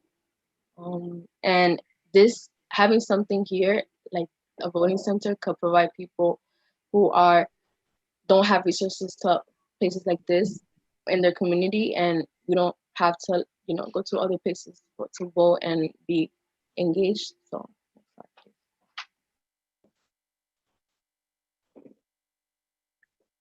So why this is important? The corridor will bring essential living conditions that will benefit residents with higher quality of life.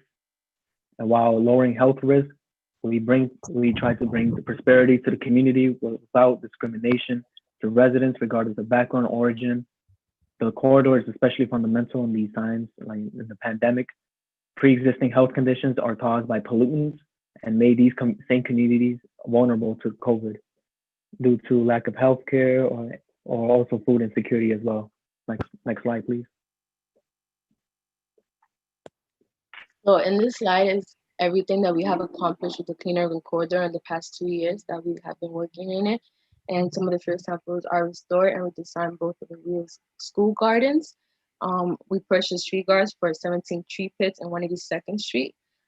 We also secured $165,000 to date and hired a full-time project manager for the Clean Urban Corridor. And yeah, that's all.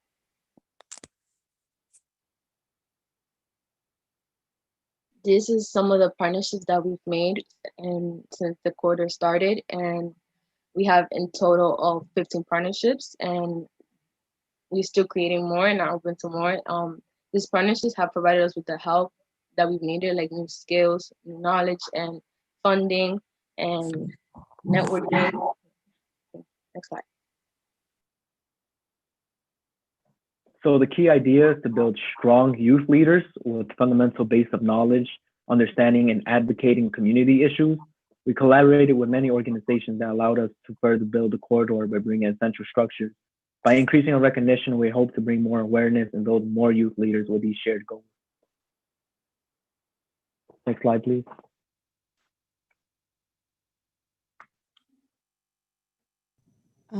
Thank you, Mario and Mia. And kind of building off of what Mario was mentioning on our 3 priorities for 2021, we realized as a team that none of it could be possible without ensuring youth leadership at every step of the way. And so one thing that we're doing is from January to May of this year, we'll be engaging 20 young people from 9th to 12th grade from the Wheel School to really be the headers of this work.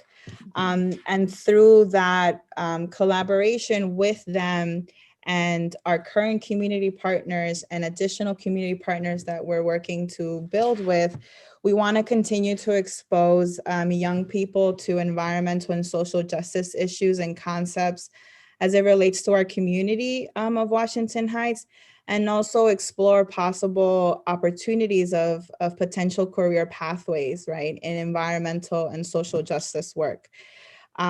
We also, one of our main goals in working with these 20 young people for the next 5 months is also to continue to build on those leadership skills and critical systems thinking among young people so that they can continue to be those community leader advocates in their neighborhoods and continue to inspire and mobilize more folks in our community. And lastly, right, we really want to ensure that with the help and support of our community partners, that we're implementing some of the youth-led projects that our young people are thinking about in terms of really trying to build some of that green infrastructure that Mario and Mia mentioned in ways of transforming 182nd Street. And through these youth-led projects, really having the opportunity to engage with the broader community of Washington Heights to ensure, right, that we're hearing what they want when we're trying to reimagine what 182nd Street could look like, feel like, and be like. And so with all of that said, we wanted to present about the Clean Air Green Corridor and the work we've been doing and the work that we're planning to do for 2021 to the Transportation Committee, mainly because of the arrival of the busway pilot program that's coming to 181st. The busway is a much needed improvement in our community of Washington Heights, and we know that it will improve the safety and the air quality for our students and the families and the broader community. by minimizing car traffic and really prioritizing public transportation, which a lot of folks in our community use on a daily basis.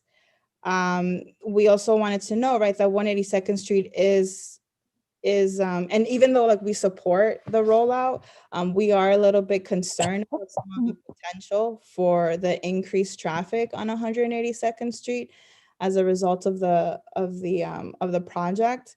We wanted to know that 182nd Street is the closest westbound street to the exit of the George Washington Bridge ramp, and drivers using the neighborhood to bypass the Trans-Manhattan Expressway traffic are likely to be directed to 182nd Street by their map apps or like their GPS systems, which we feel could potentially create some unsafe and polluted conditions, especially in these like neighboring streets. So for us also to kind of reiterate the point that Mia mentioned in the beginning, that the stretch from Broadway all the way to Amsterdam on 180 until Audubon until Amsterdam, excuse me, on 182nd Street is also a residential and school zone, and really includes 6 schools, right? We have the Dos Puentes Elementary School, PS 132, TEP Early Childhood Charter, JHS 143, IS 528, and then of course our school Wheels. And so, you know, given the importance of the busway to our neighborhood and the ongoing work of the Cleaner Green Corridor, we want to recommend the following considerations to the Department of Transportation and have the support of the community board, hopefully maybe in the form of a resolution, to support these 3 recommendations. The first is to include students and educators from the 6 schools on 182nd Street to be on the Busway Pilot Community Advisory Board, which, if we can recall, in November, when the DOT came to present, they explained how this advisory board is a body of community stakeholders that are guiding the busway project before, during, and after implementation. And we see that because this is going to have an impact on our students and our schools on 182nd Street, it would be super important to include more youth voices and youth representatives in the advisory board to ensure that we're not leaving out this important constituency in our community. The second is, in addition to the current traffic and parking analysis that have taken place on 181st Street and the surrounding streets to determine the potential effects of the busway, we also recommend including an environmental health analysis on 181st Street, especially on the surrounding streets, my mistake, to better understand pedestrian safety and health as it's related to air quality. Mario had mentioned earlier in the presentation that as Washington Heights being an environmental injustice community, we do have high asthma rates in our community, and we do and are exposed to higher rates of air pollution. So we want to make sure that any traffic that's getting rerouted and are entering some of these side streets are not perpetuating more of some of that air quality issues in the community. And the last recommendation that we have is we'd love to collaborate with Community Board 12, the Department of Transportation's Open Street Program, and again, our existing and potential community partners that serve our community of Washington Heights to implement the first phase of the Cleaner Green Corridor by creating a temporary plaza on 182nd Street between Audubon and Amsterdam, which can help again, decrease some of that traffic increase along 182nd Street so that we can ensure that the students in our schools and the families that we serve and the communities that live there have access to a clean and safe outdoor space in which they can learn and play. And so we just wanted to thank everyone again for allowing us this space to share our work with you all. And if you would like to keep in touch with us, you can email us at thecleanergreencorridor@gmail.com, or you can also reach me, Genesis at g.abreu@wheelsnyc.org. Follow us on Instagram at Cleaner Green Corridor. And you can also check out our website at friendsofwheels.org/CAGC. Again, thank you. And I guess we're open to any questions, comments, feedbacks that anyone might have. Genesis, Mario, Mia, thank you so much for catching us up on a tremendous amount of work. And I don't think I knew a little bit about it, but I certainly didn't realize how vast, this project is and how far back, it goes. And I don't know how you've done all of this, but it is so impressive. I will say just on the short answer is the next community advisory board meeting is on the 7th on Thursday. I don't think it should be any problem to have you guys there, although there may be an issue if you actually have to go to school while it's happening. I have to check the time. I think it's 1 p.m. But I'm happy to connect you with DOT and maybe you've already had some contacts, but I can't imagine that there would be a problem having your participation. Have you guys seen the prior presentations of the busway work so far? Yes, we saw the November presentation that took place. Yeah. Okay, that was at this committee? Yeah. Okay. All right. So that, on one hand, I thought one interesting thing about that was that the tremendous number of cars that have already gotten off 181st Street, and probably many of them are traversing 182nd. But also, understanding so it's, I would say there's maybe a limiting factor on how much worse it could get. On the other hand, it is, how this radiates in the streets beyond 181st Street is obviously that's a big issue. So I will certainly take it as a takeaway to see if we can get any of you, on that call, or more than one of you on that call. And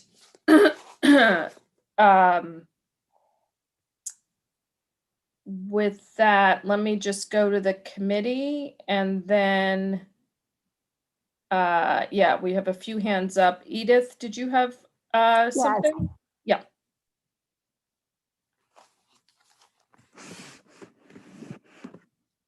Sorry, you were unmuted. Now it looks like you're muted again. There you Now go. I'm muted. Okay, Perfect. whatever. 182nd Street. There are at least 3 senior programs within the community that run transportation networks. Additionally, many seniors, of which there are quite a few in that immediate area, utilize Access-a-Ride. How does this interact with those transportation networks?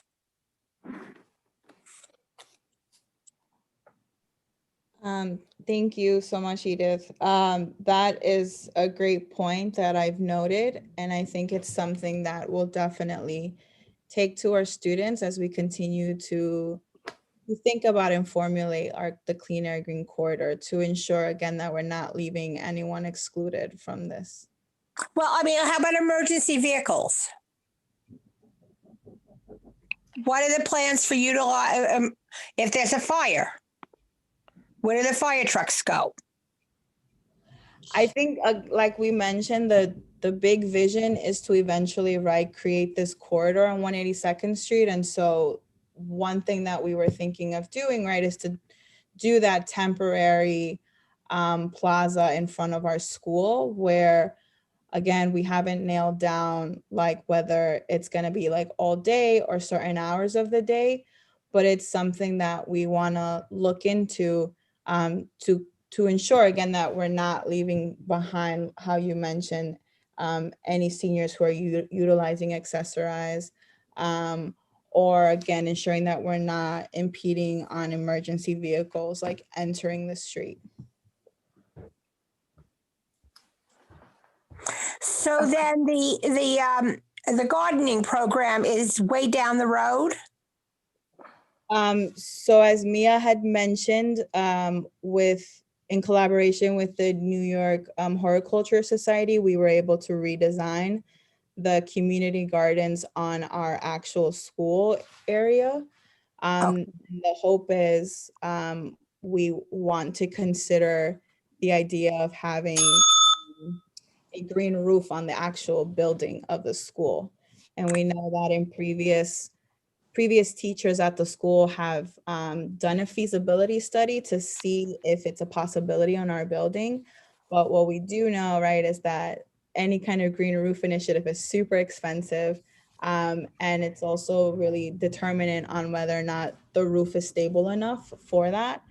But again, it is a possibility that we want to look into to ensure, right, that these environmental infrastructures are placed for communities of color and schools that serve a lot of our Black and Brown youth. All right, good. All right, we have to wrap that one up on the time limit. Jim Berlin? I just want to say how pleased I am with this program and all the things you're doing. And you probably noticed that we already made it very clear to DOT about the fact that there are actually 6 schools along 182nd Street.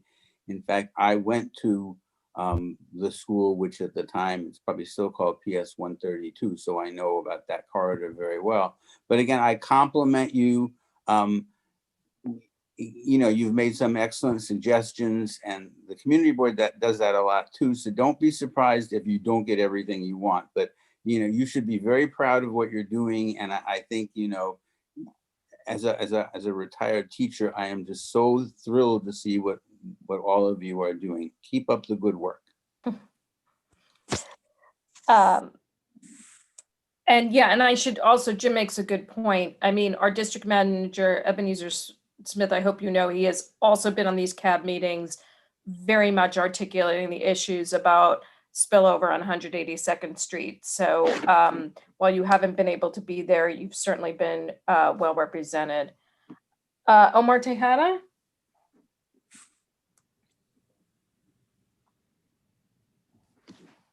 Did you have something, or was that an old hand? Give me 1 second. I was trying to get myself unmuted. I just want to echo the same sentiments that Jim said. This is extremely impressive. You all are way ahead of where I was in high school and around your ages, and when it comes to civic duty and engagement with the community. And as Jim mentioned, sometimes we don't get everything, but at the same time, just putting it out there, getting people thinking about it and talking about it is extremely important. And this is the first step in our democracies right here, what you guys are doing. So I do echo a lot of the same sentiments. And I can't wait to keep working with you all. And I hope you can make some of these calls. I understand that they're during school, but maybe these calls are recorded. Maybe there's some minutes out there that the students can actually leverage and then provide feedback off those minutes as well. So I'm not sure, but that's something as well to provide access to everyone who can't make a committee meeting that occurs in the middle of the day. That's just my 2 cents. Yeah, very good point. Next, I should warn you, we have a ringer on our committee, Mariella Graham, who is herself a school principal. Mariella? Hi, I am probably just repeating what Jim and Omar said, but I actually started off as a teacher at IS 528, so I also know that corridor very well.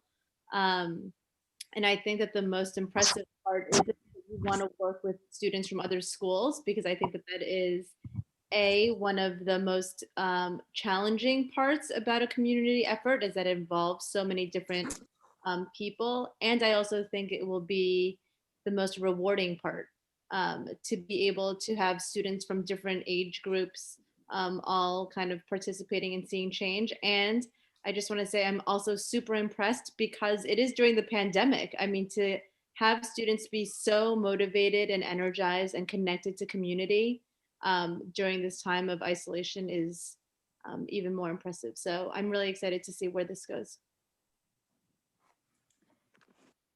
Thanks, Mariella.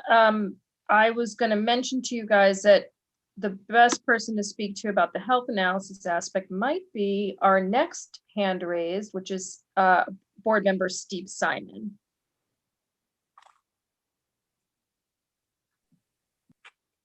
Yes, I am interested in that proposal, and I would like to look into it further and talk to you, Genesis. I know you, Genesis. Were you previously at WEAC? Yeah, it's good to see you, Steve. Okay, great. Okay, and so we can certainly talk offline about that, and we can look into that.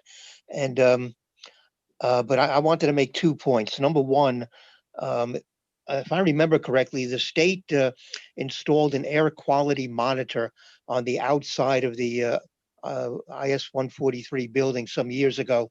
Do you know whether it's still there? Are you in touch with the state to check on the readings from that air quality monitor? Yes, it is. One of the teachers who's on the call just said that to me. So we do have access to it, and we can definitely connect that data that's being collected there to this broader work. Yeah, so I'd like to hear from you what you've learned from that air quality monitor. The other point I want to make is from a past presentation that I can recall Wheels making to the board. Is that Wheels is basically in the prefab buildings on the south side of the street at Audubon and 182nd. And if I remember correctly, during the course of the school day, during normal times, you have to bring your students across the street, maybe for the lunch hours or for gym to use the gym in the main building. And having to cross through traffic is maybe not the optimum situation. So I would suggest that one of the reasons that you could offer as to why it makes sense to have this pedestrian plaza on that particular block would be in terms of safety for the students who are crossing the street throughout the school day. Thank you, Steve. All right, thank you, Steve. We are gonna bounce over to the public list. I'm gonna start with HK. Hi, HK Dunstan. Hi, how are you? Thank you so much for letting me speak. I just wanted to say that I worked with the students as part of the Columbia Graduate School of Architecture and Planning program last fall, and was just really impressed with the amount of energy and passion that these kids are bringing to this. And it's not, it's not just a school project. I think that this idea that they're putting forward is actually one that is something that we as a community should consider. I know a couple of people have raised concerns. One of the committee members earlier mentioned issues about emergency vehicles and that sort of thing. These are programs like this have been put in place in other parts of the city, in the Meatpacking District, as well as in other cities, particularly Barcelona. And there have been very significant benefits measured over the course of several years, particularly in Barcelona. I'd be willing to provide anybody that's interested with further research. But the value to these students and to the neighborhood and the community to having this pedestrian plaza is something that I think we should all be considering. I think it would make a really significant improvement to the neighborhood, as well as obviously creating a great learning experience for the students. Thank you. Thanks, HK. John Greenfield? Yes, I hate to take up more time tonight, but as one of the partners with the students at Wheels, we at Yeshiva University are just tremendously proud of the work that they're doing. I've had the opportunity to meet with some of the students via Zoom over the summer, and during the fair that they had mentioned earlier to unveil this plan. And we think that this is a really promising idea, and one that, going back to my comments when we were talking about DOT, I think dovetails with the sentiments of the community letter that was circulated and sent to the Department of Transportation in September 2020 and was itself the subject of the resolution by the community board. That letter included both, I believe, principal and the director of the Board of Overseers for the Wheels School, as well as the superintendent, Manny Ramirez, of public schools, various electeds, community leaders, and small businesses, all around this issue of, increased pedestrianization, addressing, traffic and speeding, and many of the concerns the students are talking about. So I just wanted to make note of that. And again, echo everyone else's comments and really congratulate these students for all of their hard work and really pushing forward a really important idea. So thank you. Thanks. It's really great to hear more about that partnership. Joe Lott.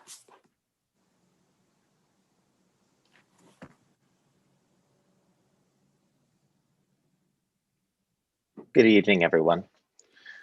Thank you for taking the time tonight. My son attends Wheels as a second grader, and he's been there since pre-K.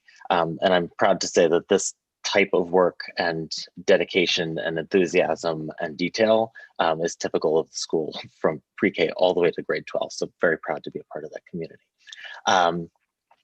In terms of what the Transportation Committee and the Community Board can do, I would suggest that the ask for a temporary and possibly a little bit more structured plaza between Amsterdam and Audubon on 182nd ought to be an easy endorsement for you.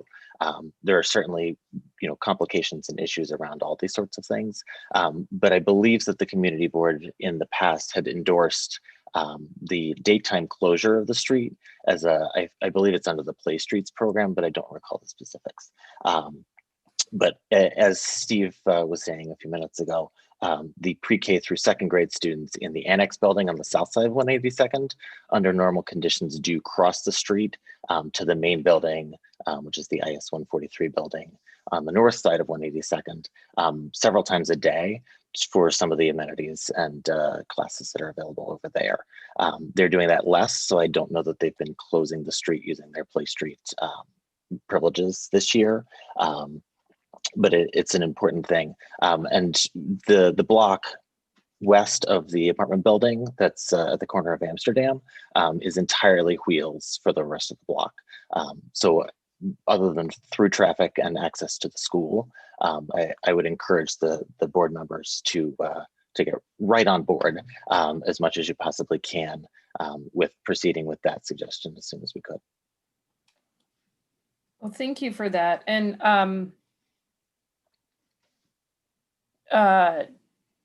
in terms of applying for a plaza, I mean, we don't come to it till after it's like the application is done through DOT. So so the Wheels team, if I need to get you any of that information, let me know, or I can connect you to the right DOT people, but I imagine you kind of know where you're going with that.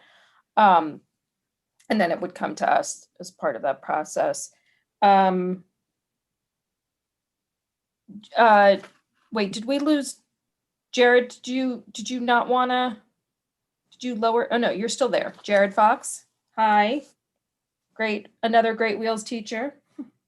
Hi, yes, this is Jared. I'm a Wheels teacher. I teach Mia and Mario and work with Genesis. And I just really was here to just thank the board for allowing us this venue to present this work that we've been doing for the past few years, and just say how incredibly proud and impressed I am by both Mario and Mia, as well as the entire senior class and other students that have been working on this project, along with some of my other colleagues that are on this call, and Columbia University, and thanks to all of our partners. So just really a lot of love I wanted to share, and how excited we are about this project and the support of the community. So thank you again, and appreciate the opportunity to be a part of this.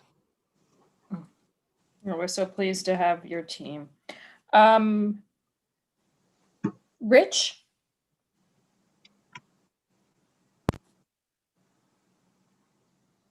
Can you hear me? We can. Yeah. Hey, how are you? Hey, my name is Rich Ortiz, and I'm a parent of 2 students at Wheels, and also a lifelong resident of Washington Heights. I've done tons of work with Community Board 12 way back, Gregoria times. But also, I just really want to commend everyone, Jared, all the students, Genesis, on all the tremendous work and effort you guys have put into it. And I truly also encourage the community board to, endorse, promote, and push forward the plaza. It's much needed, as stated by Joe. The students do cross back and forth numerous times, and I think I'm very excited to hear that Yeshiva is on board, and maybe we can piggyback on how they implemented and were able to do the one on 185th Street. But I just really want to thank everyone who's working on this, and hopefully the community will back you and support you in any way we can. Just have to let the constituents and let the residents know what's going on so we can get behind you. And just thank you guys so much. Thank you, Rich. Last, I've got Rainer Ramirez. Hi there, this is Rainer Ramirez. I'm Rich Ortiz's neighbor. I live on 182nd Street. I've lived up in Heights for more than 20 years, and I've worked with Jared, Genesis, and Mia and other students at Wheels on this project. And I just wanted to thank you for hearing us out, and to thank the students and the staff of Wheels for working on this tremendous project. It's a project that's youth driven, and it's unique in the country. I mean, I'm a documentary filmmaker and news producer, and I've done a lot of stories about education. And this youth-driven project is incredibly unique and comes from heart. And I think that they've done tremendous work for the past 3 years. And I would hope that you can consider opening up 182nd Street for the students to become a pedestrianized street, because studies have shown that urban green spaces really improve the quality of life for the community, and studies have shown that they have positive effect on students' test scores, graduation rates, and a desire to seek post-secondary education, which is what we want our students to have, all our kids to have in our neighborhood, is to really get through and through college. So it has that also, besides having a climate effect, an environmental effect, it also has a positive effect on the outcomes of our students and our children. Thank you. So true. Thank you for being here. I'm going to come back to board member Maria Luna. Hi, Maria. Hi, Happy New Year to everyone. Debbie, I think that I am extremely impressed by the presentation of this group. And I wonder if that presentation could be done or shared with the Environmental Committee and the Youth Services Committee, because it's not just in that area that is needed. And I think that it could be expanded in the future. And it's a test to our, the young people in our communities that deserve a lot of credit for making us aware that they are important to all of us. We don't have to tell them what to do. They are teaching us what is needed, and also taking care of their future. So I think that, I will endorse this really highly, but I think if we have to share this with everyone else so they can get whatever it is that they are requesting from us as soon as possible. Thank you. Thank you, Maria. That is an excellent point. We've made the connection, obviously, tonight between the Wheels team and Steve Simon's committee. But Genesis, Mia, Mario, have you guys been in front of Youth and Education with this? I don't think you have. No, I don't see it because I'm a member of that group. Right, exactly. Okay. Because I just started in November. So definitely Mia and Mario have been spearheading this longer. So I don't know if Mia and Mario, do y'all want to talk about which committees you've presented in? Because I know you've done 2. We did youth and education, and we did environmental committees. So those were the 2. Okay, I guess, yeah, all right. So that must have been when Maria was out, but Yeah. I just need to give this some thought because I know, if you guys have gone to these various committees, we that's great, but I don't want it to be a reason that we sort of lose track of things. So let me give some thought to sort of how we might bring this together. But coming, sorry, and just Steve, did you have one more comment, or is that, and the hand is up from before? No, that's a new hand. Okay, so Steve, why don't you go ahead? Yeah, I just wanted to mention that Wheels presented to the Health and Environment Committee, I don't know, maybe it was 2 years ago. And as a result, they got their very first grant, I believe, because there was a representative from New York Presbyterian in the audience who was so impressed that she immediately offered, I don't know, $10,000 or $15,000 to the students. The other thing I wanted to mention about Wheels is that I am very concerned about the fact that they have to bring their students back and forth across the street in the middle of the day. And to me, the perfect solution would be if we could find them their own building, even if it's not on 182nd Street. But it's that's, to me, is not the way that the school should be conducting itself. It really should have it should be contained within one building if we could find a location or a building that they can use. And so I think that should be one of our community board priorities. And in the future, maybe it should probably be one of our budget priorities. If I could put on my Parks Department hat, I know that we asked our forestry people to look at the possibility of planting more trees along the corridor between Amsterdam and Broadway back in the spring. Can anybody tell me whether or not they've seen any additional trees planted on those blocks this last fall?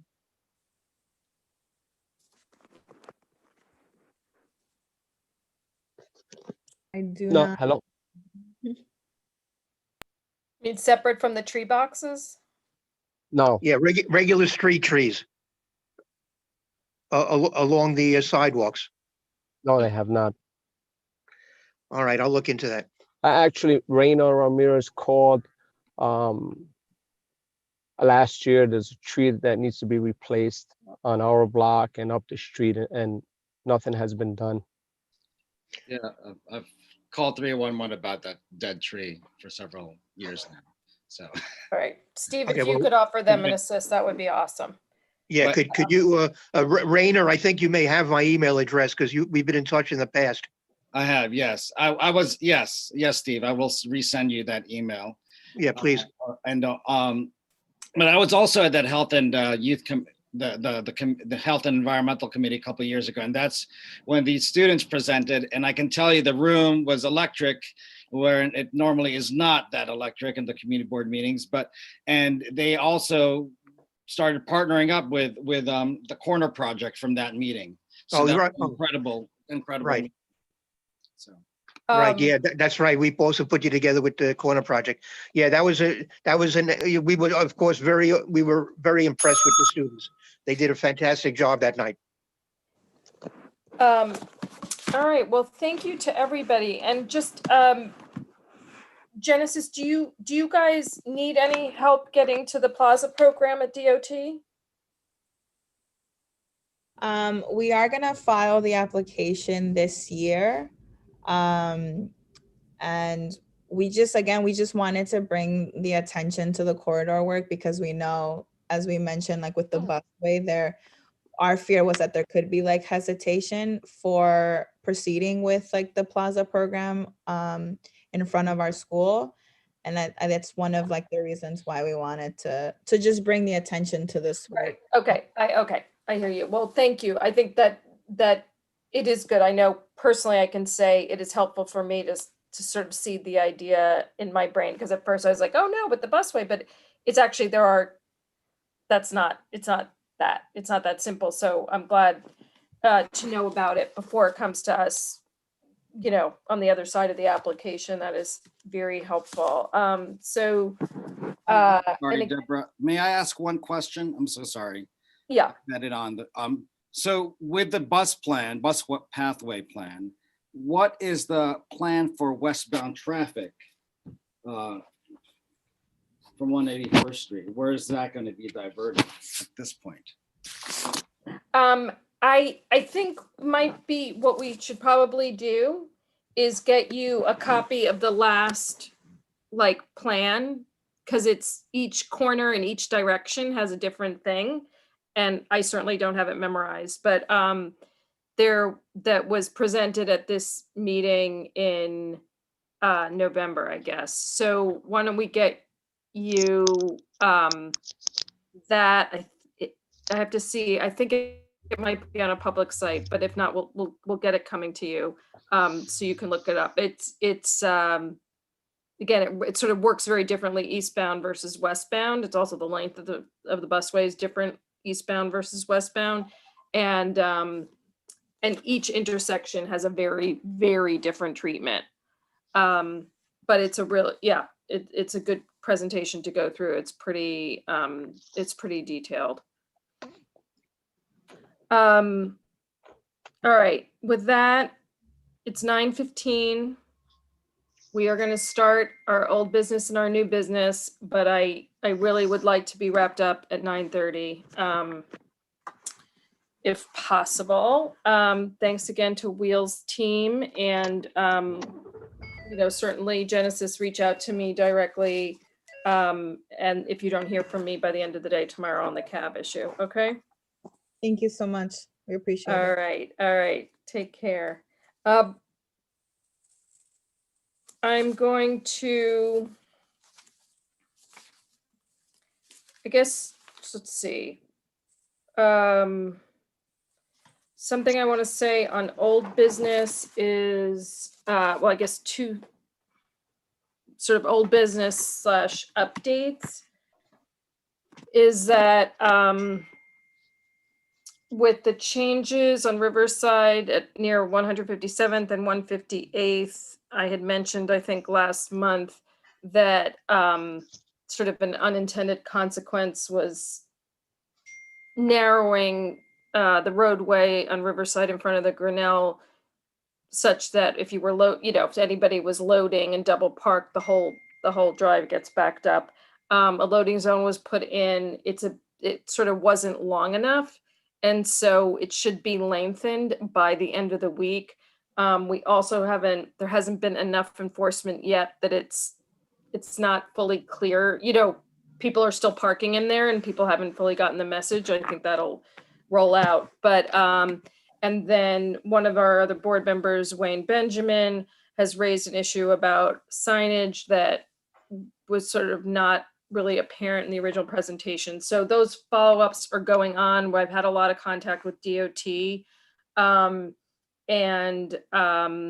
There's a pretty, significant number of residents who are, surfacing all these issues as they're happening and giving us a pretty good idea, including Bruce, of what's happening there day to day. And we're just trying to, work through the issues and get this thing, get it addressed. So if anybody has comments about that, you can ask me about it, but I don't want to have a big discussion. I have a lot of emails on it, and DOT is on it, and we're getting there.